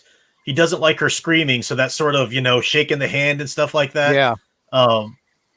You can see that in children of certain ages when they don't quite know how to express what they want, or they don't like this, or they don't understand the link between this reaction and what they're doing, Right. It does make it does inject a lot of pathos into the character. And it's so amazing that Whale was able to do that. Whale just showed him brutally murder two people in the water there underneath the windmill. And now in the very next scene we see him, you feel sorry for him. You can't help it. Yeah. Well, and the fact is, you really can justify these were the mob that tried to kill him. Yeah. That burned the place down around him. I'd be a little ticked myself. I wonder if instinctively we're not supposed to like mobs in general, though. Mm-hmm. Like just the images of them. Yeah. Well, especially nowadays. Well, but it's absolutely true. The mob mentality goes back to the dawn of man, really. Mm-hmm. Yeah. It's it shouldn't take a lot of wisdom to know mobs are bad. Where's Atticus Finch when you need him? Right. Right. Oh, could the monster get a trial though? I don't know. Oh yeah, no, that's true. Now, the Christ imagery of the monster is, especially once they tie him up and they lift him up, it does look like he's on a cross, but you've got him on the hill there. I think it's right here. As soon as they tie him and lift him up, it is this very sort of Christ imagery. There's Dwight Fry again. I was gonna say was that him? Yeah. Okay. Yeah. But you almost have to see some redemption for the mob here too. It's like they're actually bringing them back alive. Mm-hmm. Instead of setting them on fire. That's true. It'd be a short movie if that's the case. Well, yeah, that's true. They're all brave now. I'll do it. I could take him. Who is the woman at the French Revolution? Oh, the one who was Always, I forget what her name. I can't remember what her challenging. name was. I forget. Yeah. Yeah, right there. That scene. I mean, you can't help but to see the. Yeah. Oh, they're throwing rocks at him. Mm-hmm.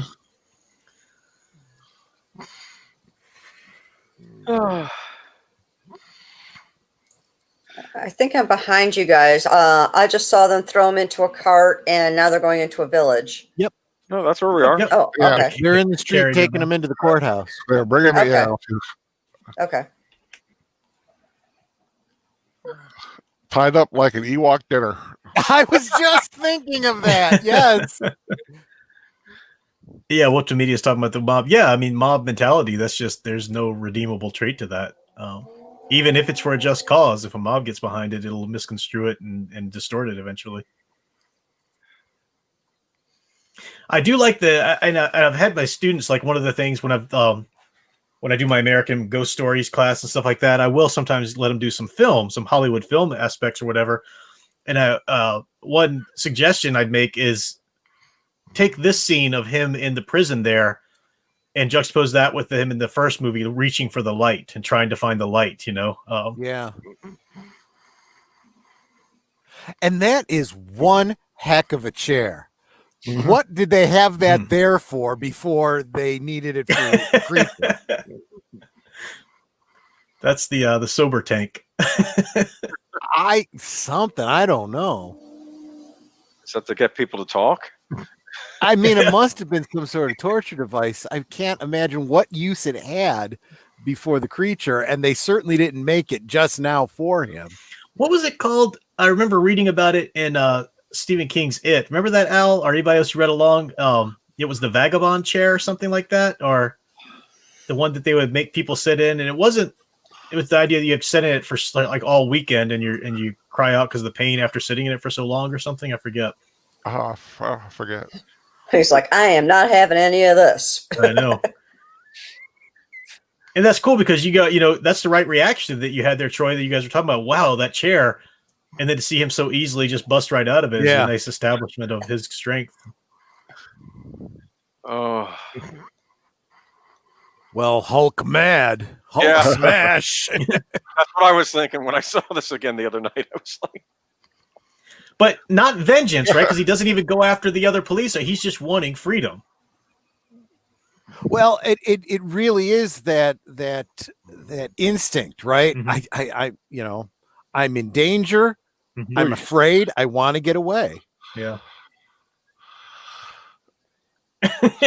She runs away. You stop here and keep him occupied so I can get a head start. I also like he's coming up behind them and he's doing the whole get out of my way, get out of my way. Mm-hmm. Oh, you're going to turn a gun on me? Okay, I'll knock you down.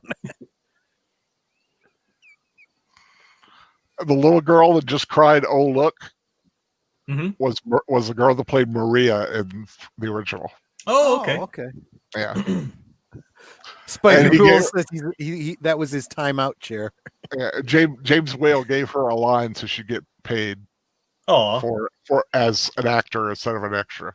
Oh, that's cute. That's good.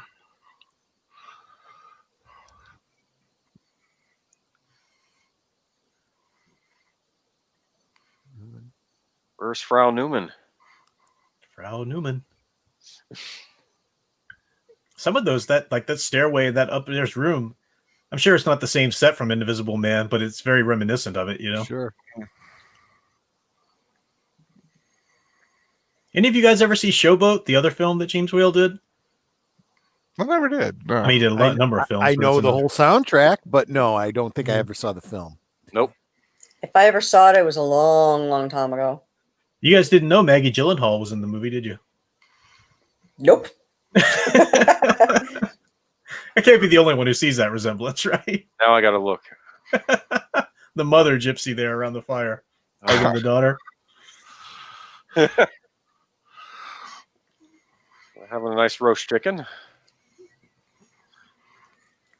That is the thing about Frankenstein movies. You always have to have the roast chicken because I'll tell you, as soon as that last rewatch was over, I wanted chicken. Fire bad. Honey, what it is, it's wall chicken. It's wall chicken. Wall chicken. That's right.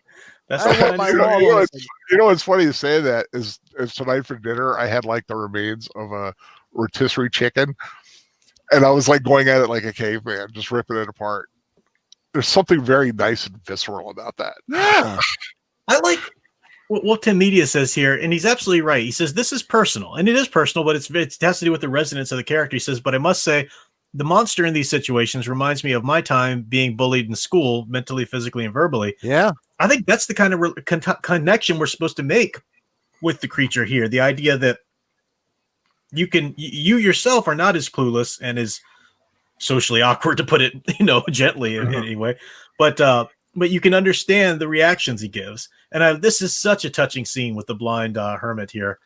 And he loves being he's drawn from the into original novel. Yeah, and he's drawn in with the music. And it was in the original novel, it was the grandfather of the family that he was hiding out and hunkering down next to. Yeah. And but I love the idea of a religious hermit, And the actor O.P. Heggie, he was Whale was determined to have him. He shut down production for a while until his schedule cleared up. Wow, he is great in the role. Great at playing blind, and I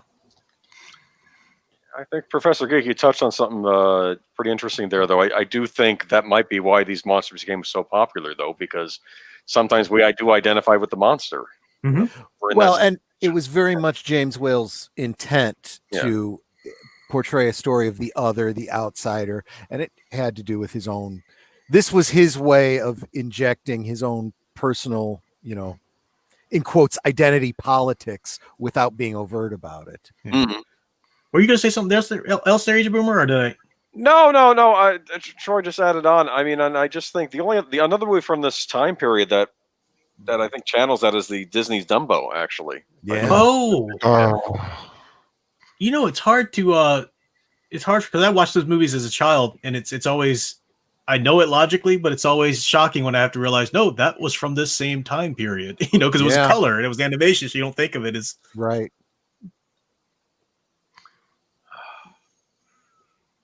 I love this. And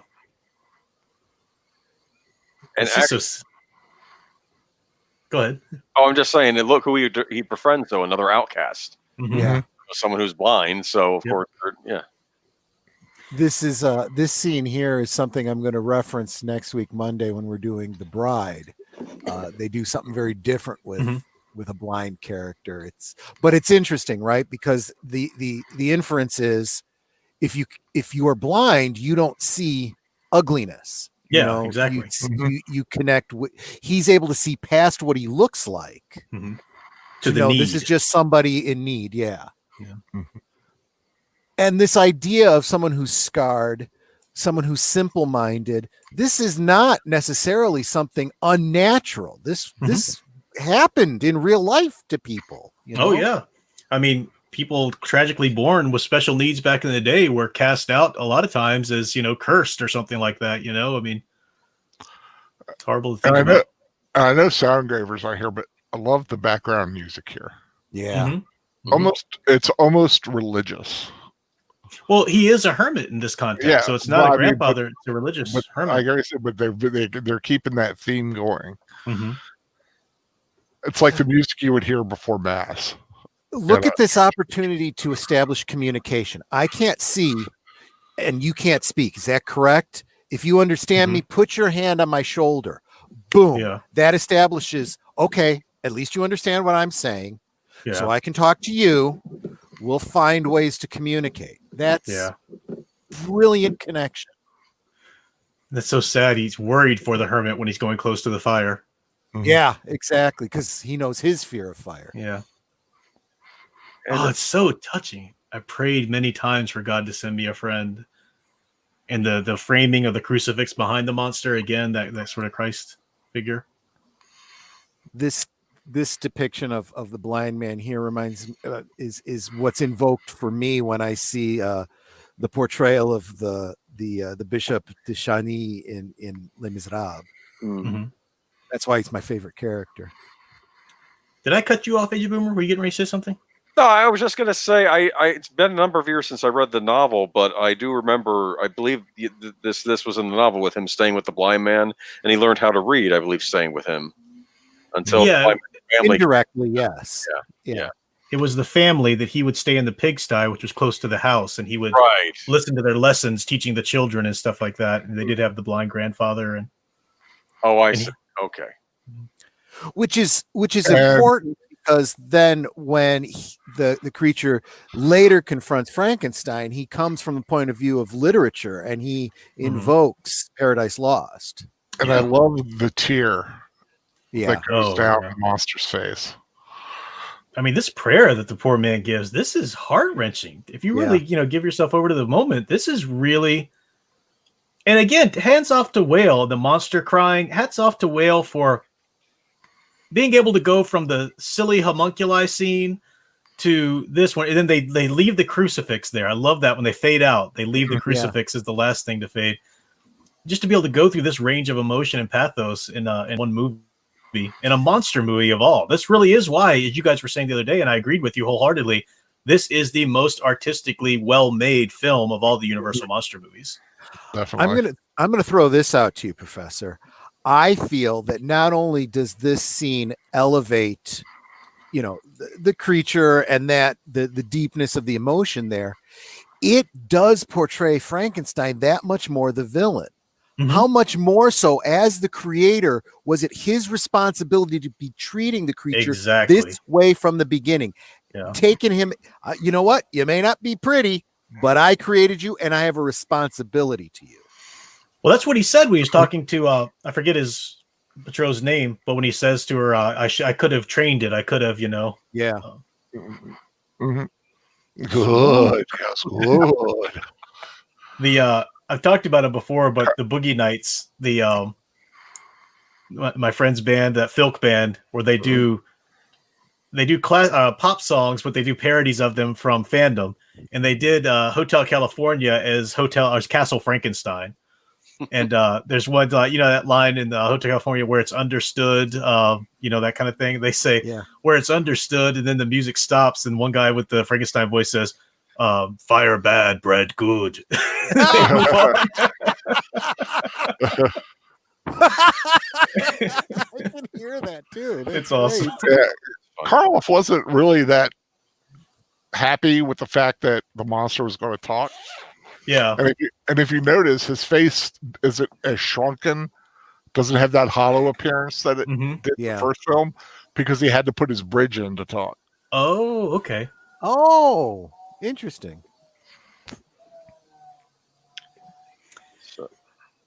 And but he this. plays it well. I think he was right to fear the monster talking a little bit, because it is a little bit of a peek behind the curtain of terror, but the way he plays it, the way they do it, it just adds to it. It really does.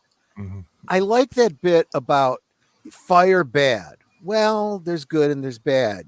He's teaching him, to think, to understand. Yeah, I mean, fire, it can be bad, but it can also be good. We just had a smoke and it was fun and whatnot. Yeah, I use it to cook.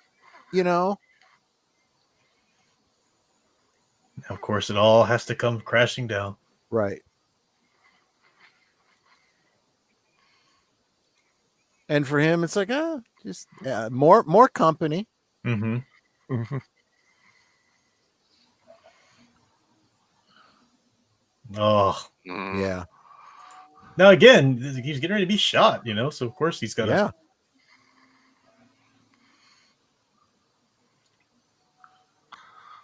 Oh, and you did recognize you did recognize John Carradine, right? Yes. Yeah. Okay, just making sure. Who was it? Somebody posted in the Facebook group that wonderful scene. They're all kind of older at that point, but John Carradine, Karloff, Vincent Price, and who was the fourth one? Isn't that? I don't remember. It was Cushing, wasn't it? Cushing, yeah, Peter Cushing. That's right. Yeah. Then there's also a wonderful image. I think it was maybe from one of the House of Frankenstein. There was a room full of coffins, and it was Vincent Price, Peter Lorre, I think John Carradine, and maybe somebody else, like all laying back in their coffins like recliners and talking to each other, reading the paper and stuff. The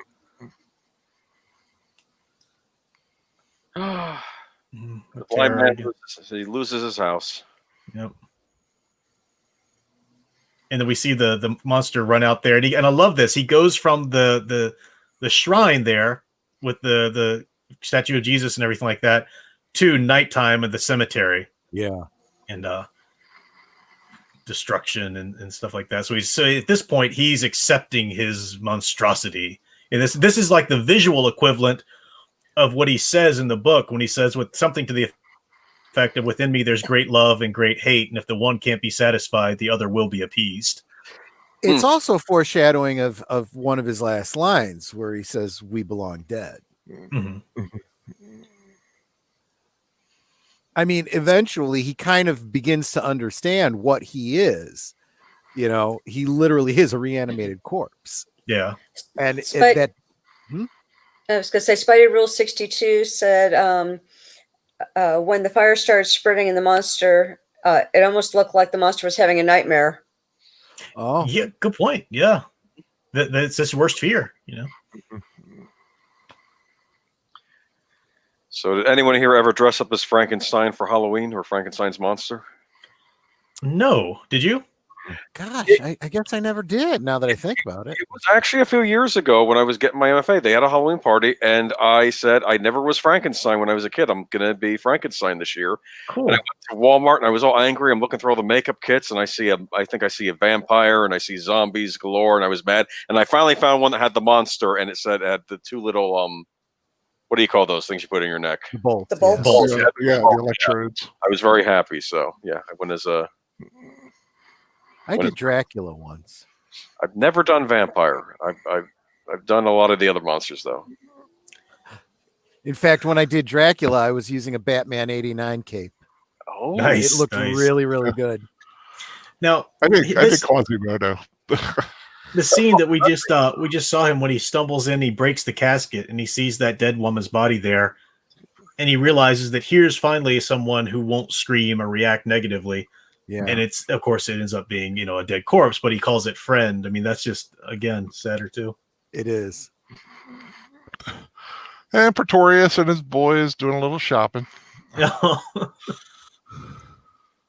It is ghoulish, but Mhm. that really was how Mhm. science was done. Very familiar henchman there.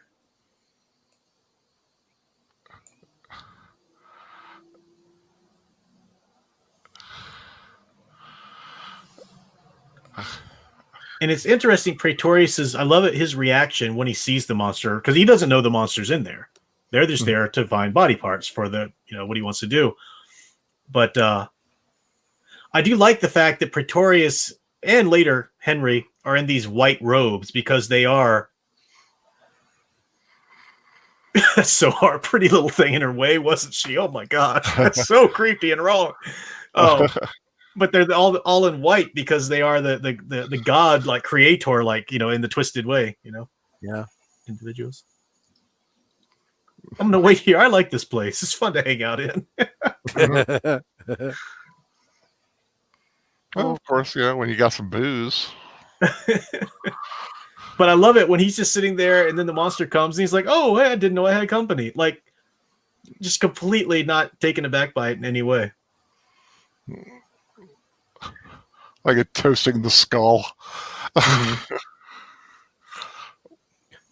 It's interesting me watching this. I just realized that Karloff was in that movie The Body Snatcher from 1945. Oh. Oh, yeah.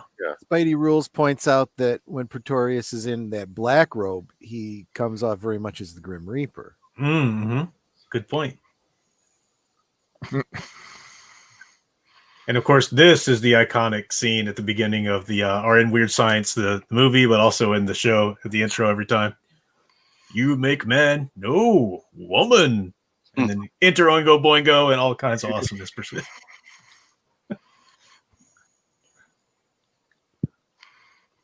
Just that I think he feels it such at home in this cemetery. Like this is the place for this kind of behavior or something, I like it. A little picnic on a coffin. My only weakness.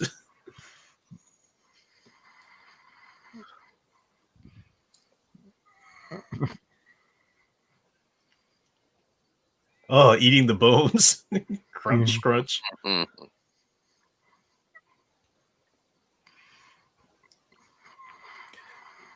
Don't get him drunk.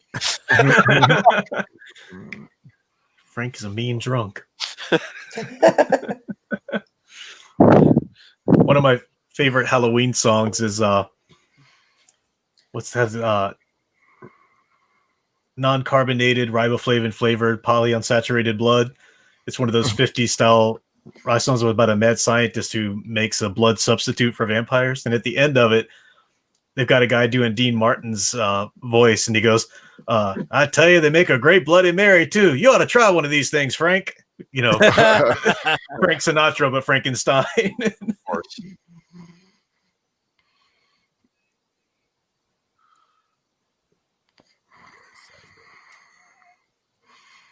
See, there he's fully understanding now. Yeah. I hate living.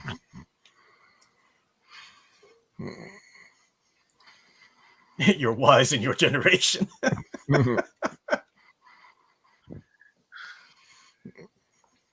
Little bit of double meaning there. You're wise. You understand where you came from. You're wise in your generation, but you're also displaying wisdom where you are in life or on life.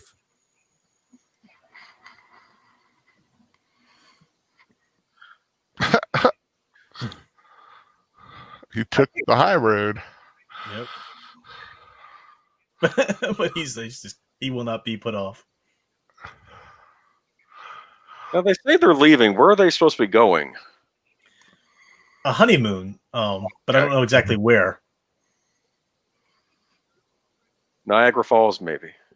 Yeah. Slowly I turn, step by step. For 17, she has a very mature air about her. She does, yeah.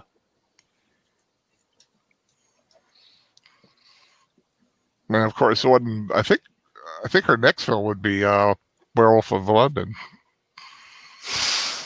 Oh, that's right. Yeah. Is it Yeah. Werewolf of London or was she in She-Wolf? Oh, she was in Werewolf of London. Okay. Werewolf of London, yeah. Yeah. Henry Hull.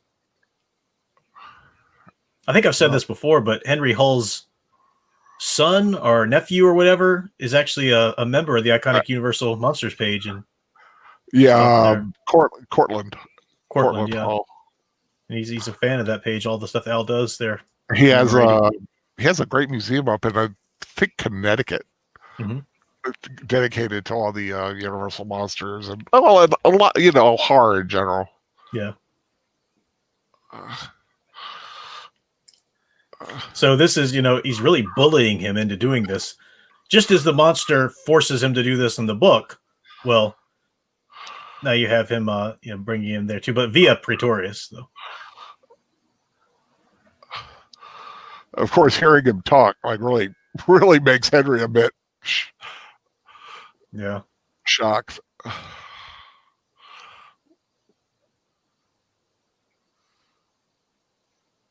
But this film's equivalent of that created meets the creator. Sit.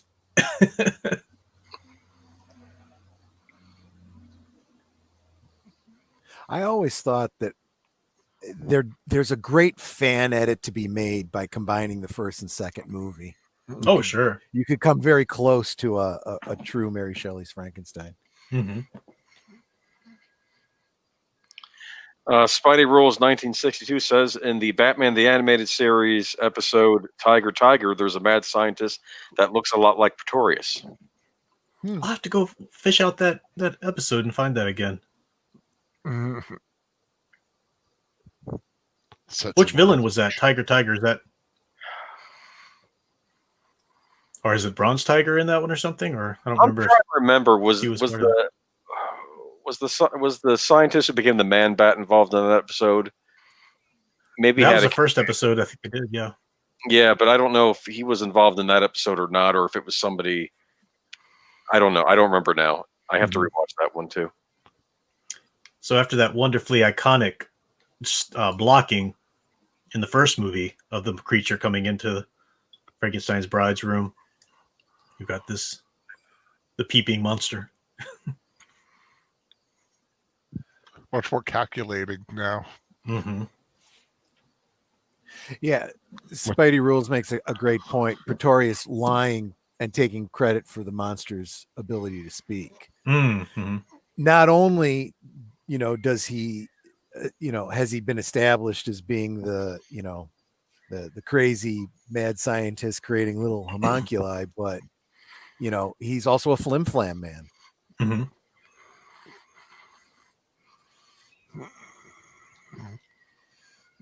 Great reveal there with the mirror and the music build up. Yeah.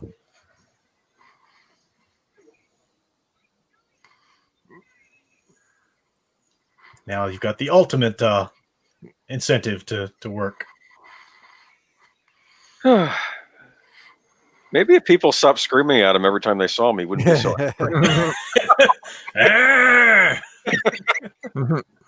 It does say something about the person screaming, right? I mean, yeah, okay. I don't care who it is, what they look like. You show up in a woman's bedroom, she's gonna scream. That makes sense. Yeah. But if you're out on the street and you see the creature and you scream, you're just a jerk.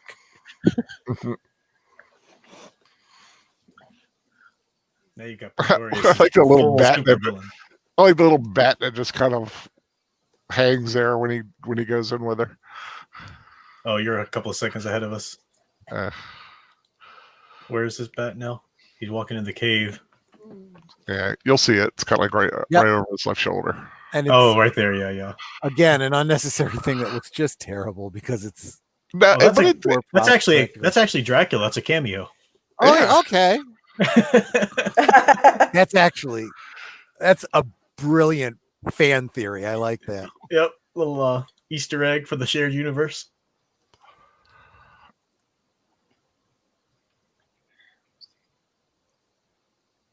I like that framing too of him with the beaker in the front. Yeah,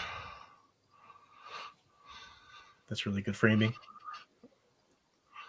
But yeah, I mentioned it before, but again, if people haven't seen that movie about James Whale, I don't know how much it's true to the end of his life, but I imagine it's certainly inspired by real events. But Sir Ian McKellen plays James Whale, and Brendan Fraser plays his gardener, I think, or something like that. He gets towards the end of his life, and it's disturbing, but also touching in its way. Film, it's just well done.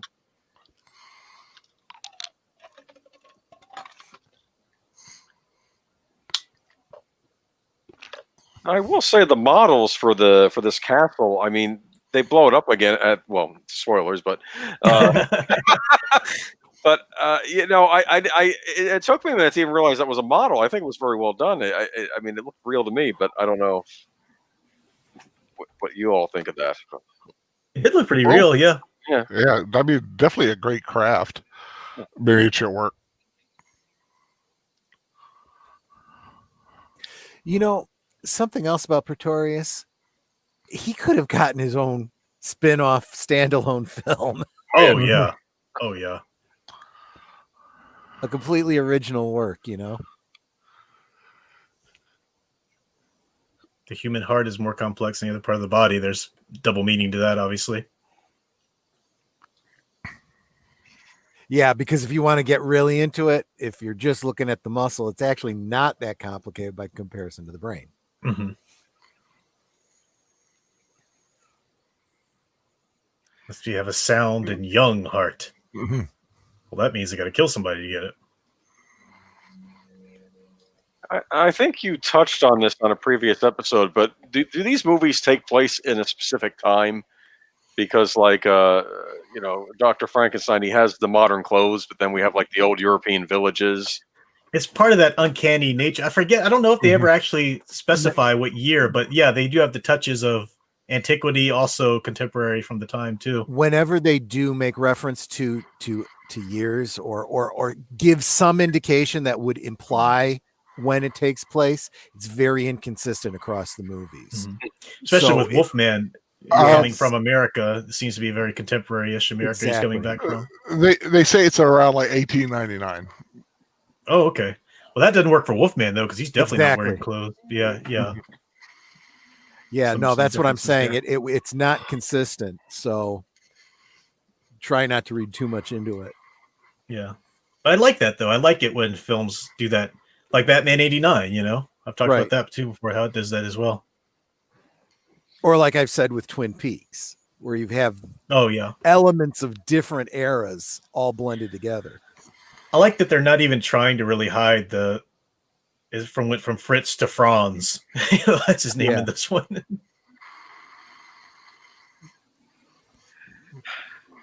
Now, these body snatchers, they've been killing women throughout the movie, though. Didn't that happen earlier in the movie when they were noticing the dead bodies of the different women in town?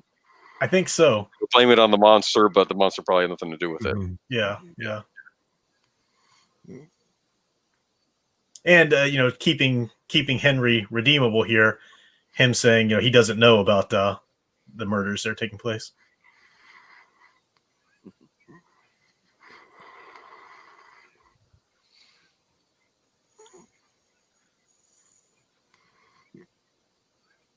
Finish, then sleep. Well, that's fine, but then she's going to end up a little bit all cockeyed. I love that. I'll settle in for a little while. Drink. That smile. Drink good. He needs some 5-hour energy. Mm-hmm.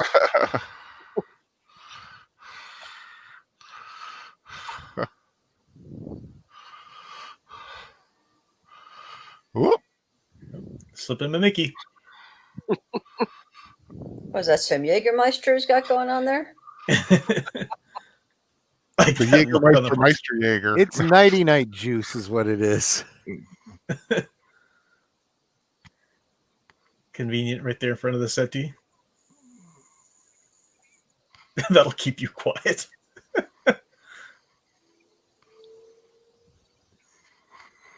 Now, it would have been a really far too twisted for a movie of this time to make the heart that they used Elizabeth's. Yeah. this electrical machine. She will speak to you from where she is. This magical, mysterious device that can bring two people together. Well, I like the camera angle that they have when they're on Frankenstein Pretorius. True, very true. How they're crooked like that. Mm-hmm. Yeah, and we saw that from the beginning. It's more advanced and exaggerated now, but we saw the starting of it from their first meeting back in the home. I think it's to emphasize the madness of it all, you know? Mm-hmm. Yeah. And see, now that he's talking... What were you saying, Al? Now that he's talked to her, he's like, now you can calm and think about it. It doesn't have to be all crazy anymore. Yeah. Ludwig. Another great name. You don't see a lot. Where'd you get? You're ahead of us still. Yeah. You're about 30 seconds ahead of us, Al. Ludwig. Seriously? Mm-hmm. What's going on when you're watching? They're wheeling the table around the side of the creature. Oh, okay. I'm right there too. Pushing it up now. I'm behind you. Oh, okay. I'm behind you by a couple of seconds. Lots of I would love instruments. I've always loved the idea of Halloween parties. I'm just not a social person, so I've never done it. But a themed Halloween party where you actually like had everybody register their costumes ahead of time so nobody could double up, you know? So if you did it like a Universal Monster theme party or a superhero theme party or something like that. We've skirted around it in the conversation, but I want to put a fine point on it. The previous movie, the focus was on the creature's brain and it being normal or abnormal. Now it's his heart. Yeah. Now it's the heart of the woman. Yeah, because it's a love interest for the creature. Yeah, exactly. And emotion versus whatever.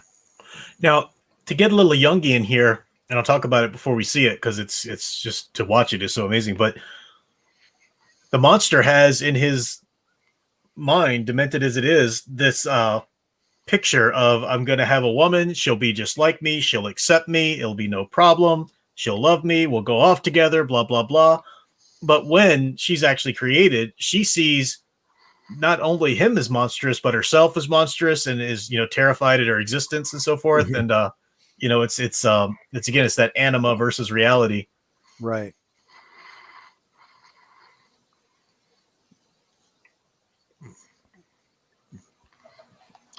And again, go ahead. I think you're saying the same thing I was going to say. Go ahead. Yeah. The same guy created all the, equipment from the first film was the same guy. That really cool mechanical. And if you think about what you just said though, Professor, again we go back to the mind and the heart. We have a rational creature rationalizing, even looking, kind of deluding himself. We can make this work, we can still make this work, everything will be okay. I've imagined how this can work out. And she is completely emotion. She's afraid. She's, horrified by the circumstance, confused, upset. Exactly.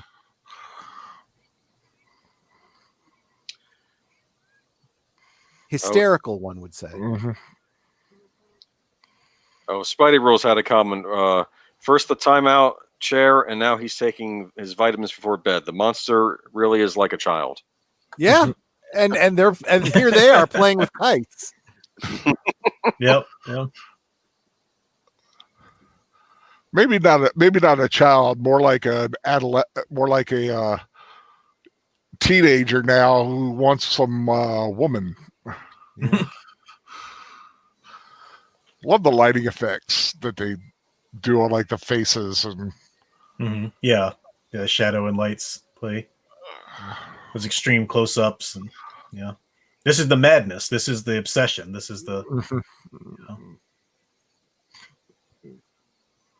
and it's terrifying. I mean, extreme close-ups aren't a comfortable image to look at, but I don't know if it's intentional because this is a sequel. They have to be a little bit more grandiose in what they're showing, but the implication is he made the first creature didn't really turn out the way he wanted to, and he's refined his process. Mhm. He's not going through exactly the same process. Yeah. Even with the kites, I mean, you could infer that the kites add a level of refinement to how the electricity is administered and so forth. Yeah. Well, his first time around, he was a basic Build-A-Bear. Yeah. Now it's not. A little Well, bit of that- that, a little bit of this. And the results too. I mean, the creature's extremely deformed. The bride has one little scar over her chin. Otherwise, crazy hair, but that's just looks like a woman. And again, if you wanted to be modern day with this film and the identity politics, you could say, well, the man was the prototype, and then the female is 2.0. Just kind of shadows on Pretorius and Frankenstein are just incredible. That bottom visuals. lip, yeah. Arcade Bird says there was a Frankenstein puzzle adventure game in the 90s where the doctor was played by Tim Curry and you were the monster but more intelligent like the original book. Interesting. Huh. Man, if you ever see a link to that, I'd like to find out what that is. And See, experience Spidey 10 that. Rules says they use Benjamin Franklin's way of generating electricity. I'm sure that was the intent, but what people miss is that he wasn't really doing it to generate electricity. He was doing it to demonstrate that there was electricity in lightning. Mhm. It really doesn't provide anything scientifically in this sense. The monster really does not like Dwight Fry. No, I was going to say the second time. Right? And he had that torch again. But, from the monster's perspective, you look just like that guy that tormented me with the torch last time. Yeah, exactly. Off you go. Has anyone told the monster killing bad yet? I mean, Good point. No one had specifically said that, right? That'd be funny. Oh, I didn't know. Raise the But- cosmic diffuser. But again, you could make serious arguments that he's really doing it in self-defense or at least in retribution. He's not actively going to kill people just, that have never seen him or done anything to him. Yeah. She's alive. And just like we first see the creature, the monster in the movie, the hand, now we see her first living movement is her hand as well. Those eyes. I feel like now for him, anytime he creates a creature, the first thing he's got to say is, it's alive, it's alive. Like there can be only one or whatever, Yeah. It's alive, alive. Now that's pretty creepy because how beautiful Elsa Lancaster's eyes are. But to see them just through the little holes and all bandages, it's kind of uncanny and creepy looking. Yeah. They're the iconic bride. Mm-hmm. There, yeah, holding it. They hold her train up, just like a bride, And Elsa used the swans in London as basis for performance. The little the hissing and yeah. In fact, they even played the church bells a little bit there. Yeah. A bit on the nose, but yeah. I love the movement. It's a very bird-like movement. Even it's not just the hissing, but the head movements too.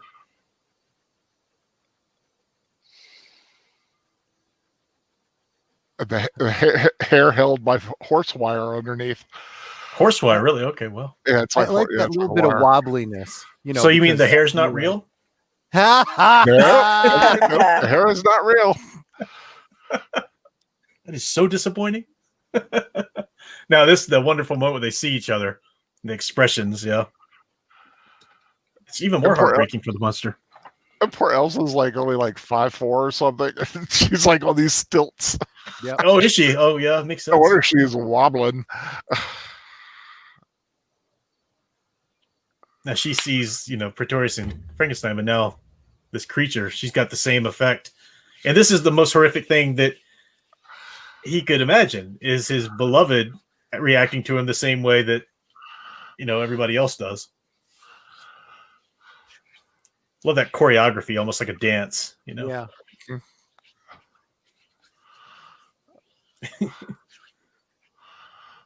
And what we have here too, the homunculi set this up with that theme of the king can't stay away from the queen, but she doesn't want anything to do with him. So that set that up, you know.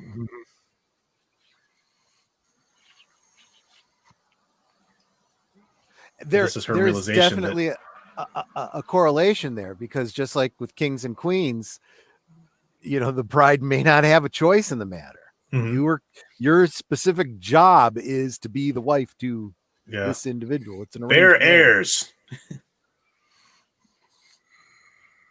Yeah, bear heirs, exactly.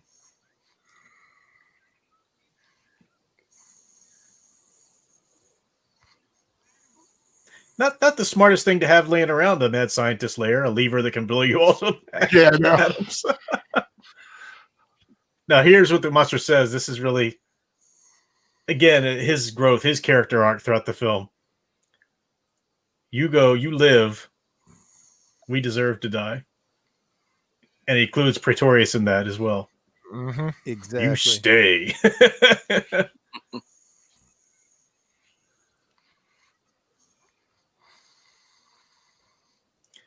Is this the shame that the bride never returned in any of the movies?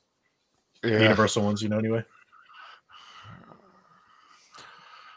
Because if he did, she is one of the most iconic images, but she's on screen for what, 3 minutes? Yeah. I mean, it tells you just how powerful of a performance and image that they were able to create. Yeah. There's that explosion Age of Boomers talking about. Yeah. But they made some time and distance. Yep. Well, they were highly motivated. Yeah. And he goes from a false bride, a created bride, you know, his work, to the real one. Nice little arc there as well. I love the casting. I love the cast at the end. A good cast is worth repeating. Because they did it at the beginning, so they repeated it again. The monster's mate, question mark. Yeah. Right. Yeah. Which is fine, because Elsa Lanchester already got her billing up there as I don't think anybody had any doubt, though. You know, not to mention of all of the two roles she played, Mary Shelley was the one that had the speaking lines. Yeah. The Burgermaster E.E. Clive and then Colin Clive. Any relation there? I do not believe so. Okay. All right. I bet the question mark was there because they did that in the beginning too. Maybe they didn't want people thinking, "Oh, the bride's being played by this, this actress," and I figured ask her somebody else, and then we know she's in the movie anyway. Oh, right. Yeah, that might be why. Well, they love to do that kind of thing. Yeah. And it required you to think too. Those people that actually would pay attention to that would have to go, "Oh, I see what they did there." You know. I have something to share with everybody here. I'm going to drop a link in the chat. And if you guys want, it's just a few minutes long. It's 3 minutes and 41 seconds. We can kind of talk over it. But this is, I dropped the link in the chat. And if everybody wants to queue it up, we'll start it at the same time. This is that compilation, that cutting together I was talking about before of the Brides of Frankenstein set to Inagata Devita by Iron Butterfly. And it's so well done. It's really cool. Did we lose? We lost Troy. Oh, we just lost Troy. Yeah. What? Let me know when he pops back in. But I dropped the link in the chat there. If everybody wants to, I'll drop it again. But if you want to queue that up, we'll watch it together. It's just 3 minutes and 41 seconds, but it's really well edited. And if anybody wants to, I'll drop it again. But if you want to queue that up, we'll watch it together. It's just 3 minutes and 41 seconds. Whoa! I'm hearing my voice is coming back through somebody's mic. Oh, maybe it was me. I don't know. Okay. Here comes Troy. Let me bring Troy back in. Troy, the movie was over. He was done. Get out of here. Sorry about that, everyone. That's okay. Okay, yeah. So I've got the link in there. What I like about it, we'll watch it together here in a second. But the editing, they start out with the organ, and then when the drums and guitar comes in, that's when she's raising up. You know, the bed is going up to the ceiling for the lightning and stuff. So, Tom Spiegel's here. Welcome, Tom Spiegel. You've been here for a while, but good to see you. right, so yeah, if you want to, if we got queued up, we can go ahead and count down and watch it, and everybody should have it there. You guys got it here in the panel. Yep. All good. Okay. Hang on. Yeah, mine's rotating or trying to I had get to to where it refresh needs to my be. mind. Okay. Let me know when you're ready there.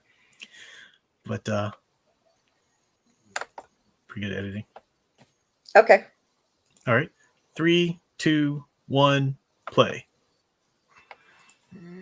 Yeah, it's really good editing. And this is the one in the end that says dedicated to the original goth girl, Elsa Lanchester, or Lanchester. I always want to say Castor, but Chester.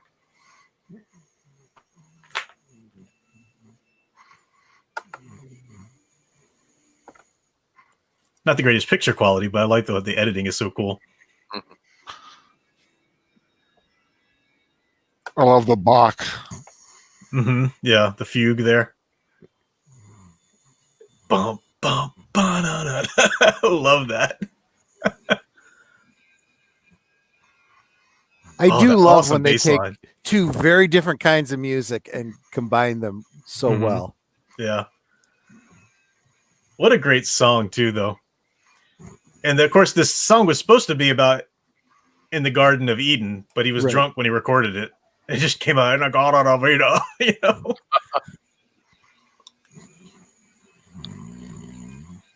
And I love the bass line in this song. It's so amazing. I won my bet. I was waiting for when the bass line was going to be brought up by you. By the bass player, right? Exactly. It's so intricate. But a perfect song, too, because the Garden of Eden creation, once you come to me, we'll walk this land and so forth. And as soon as he says, please take my hand, they edited it for him to grab her hand. So.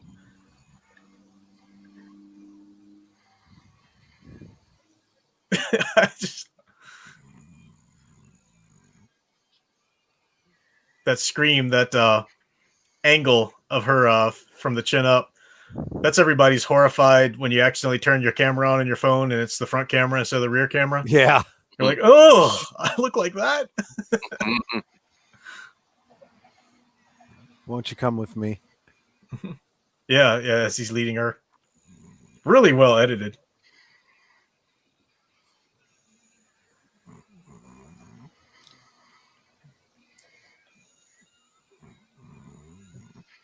Yeah, that fleeting. Wow, that actually makes it even worse. Doesn't it, though? And they switched, they mirrored that scene, too. Oh, that bass. It's so good. Oh, gosh. In fairness, the trombones in orchestral pieces stand out to me, so. And as soon as the music comes back in, that's when the explosion happens. It's so perfect. I love it. That's good editing.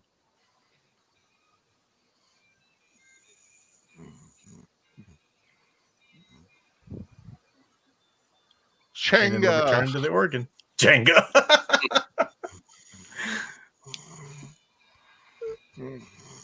So good. And the little all right. I forgot it's actually way shorter. It's only about 3 minutes within the little in memory of the original goth girl. Wow. Yeah. But that's all. That's nice. The extent of it. So thought you guys would enjoy that. I looked for it one time and because I saw it was shared somewhere on social media. I thought that is so cool.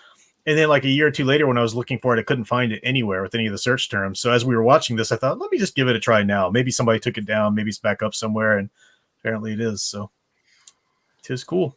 Very good.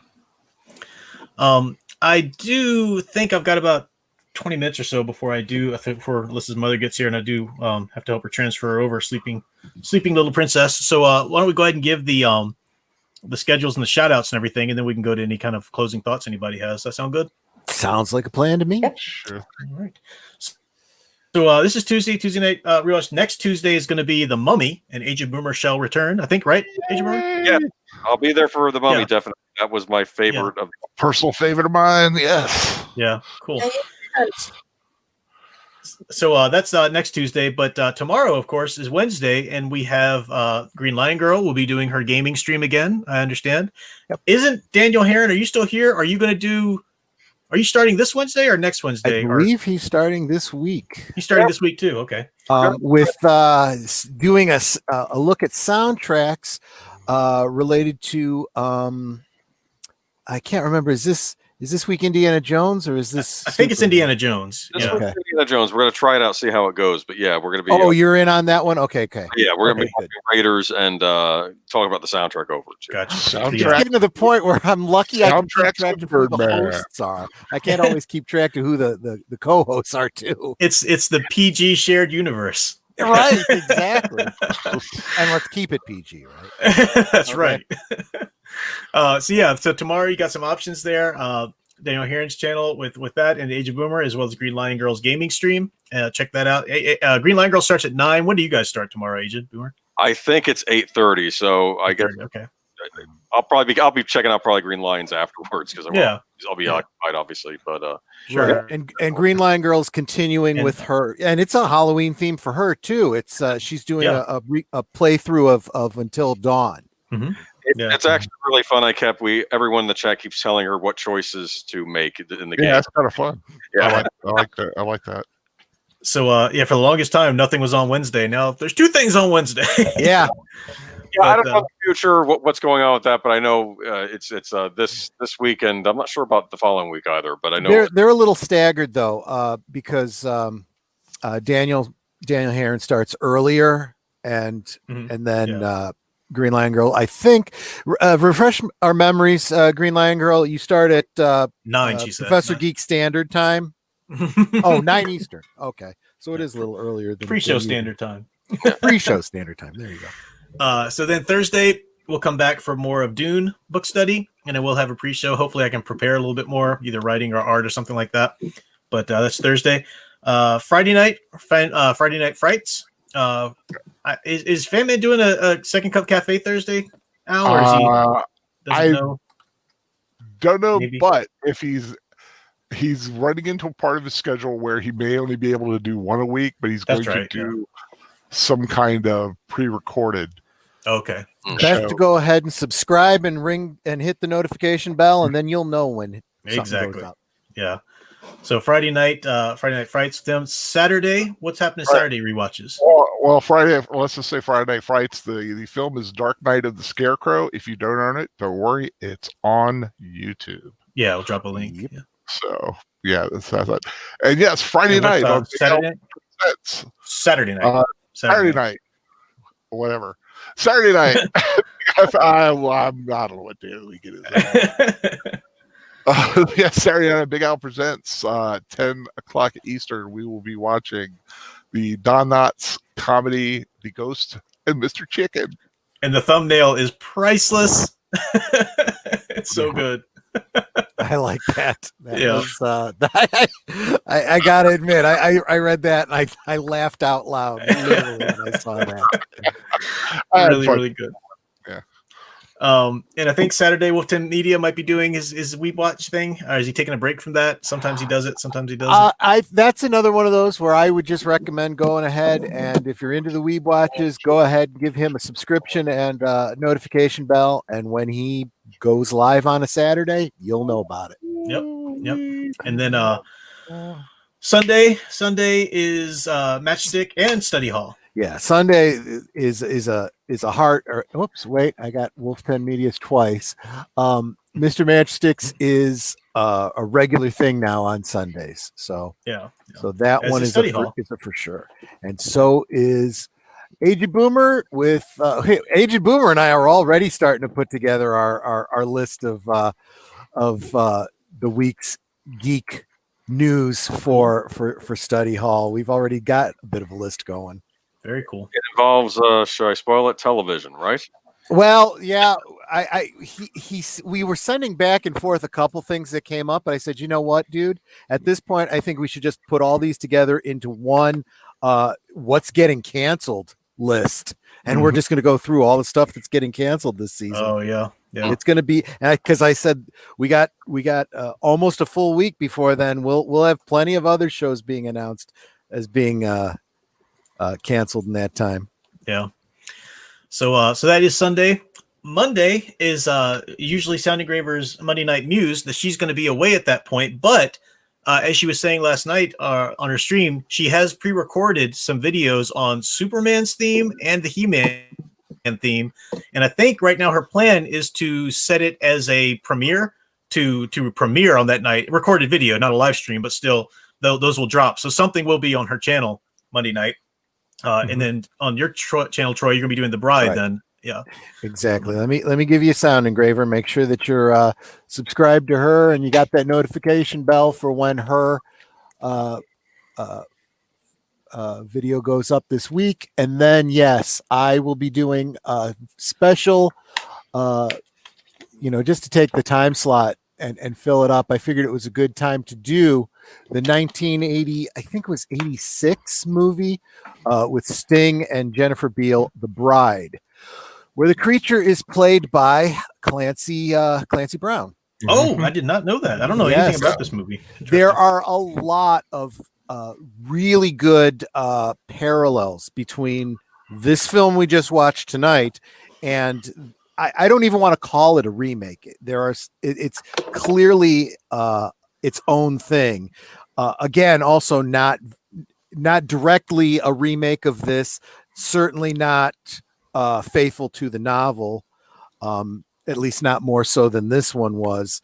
But the themes are definitely there, and we'll be talking about that on Monday. Cool. Yeah, Sound Engraver just popped in to clarify. She just finished editing the videos. So she Superman on the 28th and He-Man on the 5th. Very cool. Very much looking forward to those myself. So check that out. Also a young Carrie Ellis. Yes, he was. Yes, he was. And now next Tuesday, as we said, we go back to the Tuesday Night Classics with the Mummy. And then pretty much we're getting to some really big heavy hitters here, because after that is Dracula. We're in October at that point, so Bela Lugosi's original Dracula. Then we do Son of Frankenstein, because we'll show you Bela Lugosi as the great Igor there. And then the last Universal watch before we move on is the Wolfman. Finally doing the Wolfman. Now, one thing about the calendar, I did have, and as we are going to do this, the last movie we watch together is going to be the Halloween Tree, the wonderful animated version of Ray Bradbury's children's classic, the Halloween Tree. And I think we're on track to finish up the book studies of Dune in time to have at least 2, maybe 3, but at least 2, because the Halloween Tree is very short. It's a children's book, so you could do half in one setting and half in the next. If it works out that way, though, what we're probably going to do is we might move the rewatch movie Tuesday to that Thursday, and then finish up the Halloween Tree on that Tuesday, and then watch it together on the Thursday. So not moving anywhere where you'll be coming to the same place, but we might just, if we're still working on Halloween Tree at that point, we might finish up the book study on it Tuesday and then watch it that Thursday right before Halloween. But I'll let you know as we go on, how that works out. But not a big change, just something to make sure we're actually finishing the book before we watch the movie. So. And of course, I'll be updating the schedule. So when I know, you'll all know, and you can find it right here on the Professor Geek Facebook group. Yes. And I do love that little Professor Geek channel guide thing you did. That was really cool. Well, again, it's another tool for myself so that when I'm doing this, I can easily grab and drop the links. But then, yeah, it's a good resource for all of you guys too. Yeah, definitely. Now I'm seeing a lot of new names in the stream. I don't know if you guys just changed your names from an old name and want something new and jazzy, or you're brand new. But yeah, please subscribe to, or please go on Facebook rather, and join the Professor Geek group. You'll find all the fascinating goodness there, including that schedule that we were just talking about. Yep. And then like and subscribe and hit the notification bell for all of the That's people. my line. Well, no, I know, but I don't think you can say it enough because usurper. Yeah. Don't forget to like, share, subscribe, and comment for all of our streams. I mean, all of our channels, all of our streams. It does help our algorithms, especially for those that that cannot talk. Those of us just starting out. So yeah, it's like we can use all the help we can get. So, I mean, I've got a whole 37 subscribers. So you newbies there, please go to my channel, Netters Network, subscribe to me when I get some more, get some content up. You hit that notifications bell, you'll find out when I release those videos. You've also got Agent Boomer and Mr. Matchstick and all those guys that are putting out content and also just starting out. So, you know, you want to boost those channels up. And So, if you want to play the first comment game, make sure you do hit that bell, because you will know immediately as soon as someone goes live, and you can go in and say first. Yep. And yes. I will go ahead and announce now, but I'll remind people, of course. But the after October, the book studies on Thursday nights will move over to my my other channel, my Catholic Bible Geek channel, because we're going to start looking at the Narnia Chronicles. Those will be fun to get through and easy, I think, for people to follow along with throughout the holiday season. And of course, we'll eventually get to Lord of the Rings on that channel as well. But the Narnia Chronicles will be great fun to start into for November.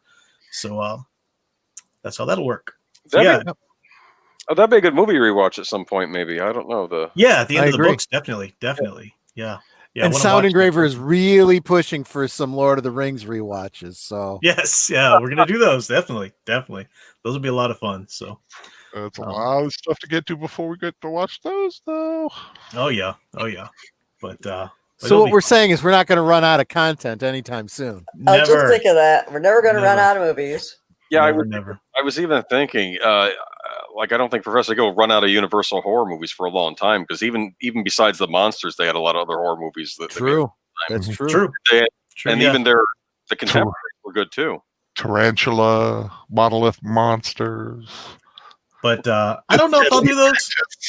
Don't know if I'll do those on my next year for Halloween. I'm kind of toying with the idea of doing some of the more kind of just family-friendly Halloween fun films that I love so much. The movies we've already done on my channel before, but putting them all together in a themed season. So like the Hocus Pocus again and Ernest Scared Stupid and stuff like that. The fun, kitschy Halloween movies that I also love. Because I don't do the heavy horror or anything like that. I can do the monsters and. You'll do Halloween next year. Something like that. Yeah. Yep. So that's the plan right now. We'll see what happens. But Halloween. Sorry. Troy's dropping the links there too to Al's Iconic Universal Monsters Facebook page, which he it does a great job of celebrating and showing images and stuff like that. As we said, Cortland Hull is on there quite a bit too. And it'd be cool if we can get Karloff's daughter on there to share some of her wisdom sometime. That'd be cool. Yeah, that'd be cool. But and then Troy's group, Fixing the Universal Monsters Shared Universe, is also a good place to go talk about that stuff. So yes, tomorrow is Wolf Wednesday. Hey, do we have any plans to see Nightmare Before Christmas? That's a Halloween film. It's also a Christmas film, so maybe somewhere in between. Maybe sometime in November. Thanksgiving. Yeah. There we go. I haven't done that schedule yet, so absolutely, it'd be fun. It would be a great one. As Tim Burton is right up my alley. Tim Burton producing anyway. And I'll tell you what, if we can get you up and running on a new computer or get yours fixed, we could do it on your channel in November. That's true. We can. That's true. There we go. All right, guys. We'll gonna call this a stream, but thanks everybody for hanging out, and thanks for staying. Those who were here at the pre-show, always very much appreciated. But those who couldn't make it until the rewatch, thanks for coming in and joining us for that too. A lot of fun rewatching this one. The Mummy's going to be great next week. Any closing comments or thoughts on any of the content tonight? I can't wait till next week when we shall awaken memories of love and Clive and death. And I just want to remind everyone that Troy does drop all the links in the stream. So if you need to know something, just go back through the stream. You'll find all the links that Troy drops. Yeah, exactly. I do a lot of work dropping those links, so make it pay off. As it does. I appreciate it. So thanks, everybody. Thanks, see you, Casey Scott, Melissa Harris said by it earlier. Pseudo Badger, this was a blast. Great. Good to have you, Pseudo Badger. Thanks for that. Well, until next time, then, keep enjoying and digging deeper into the stories you love. It's a stream.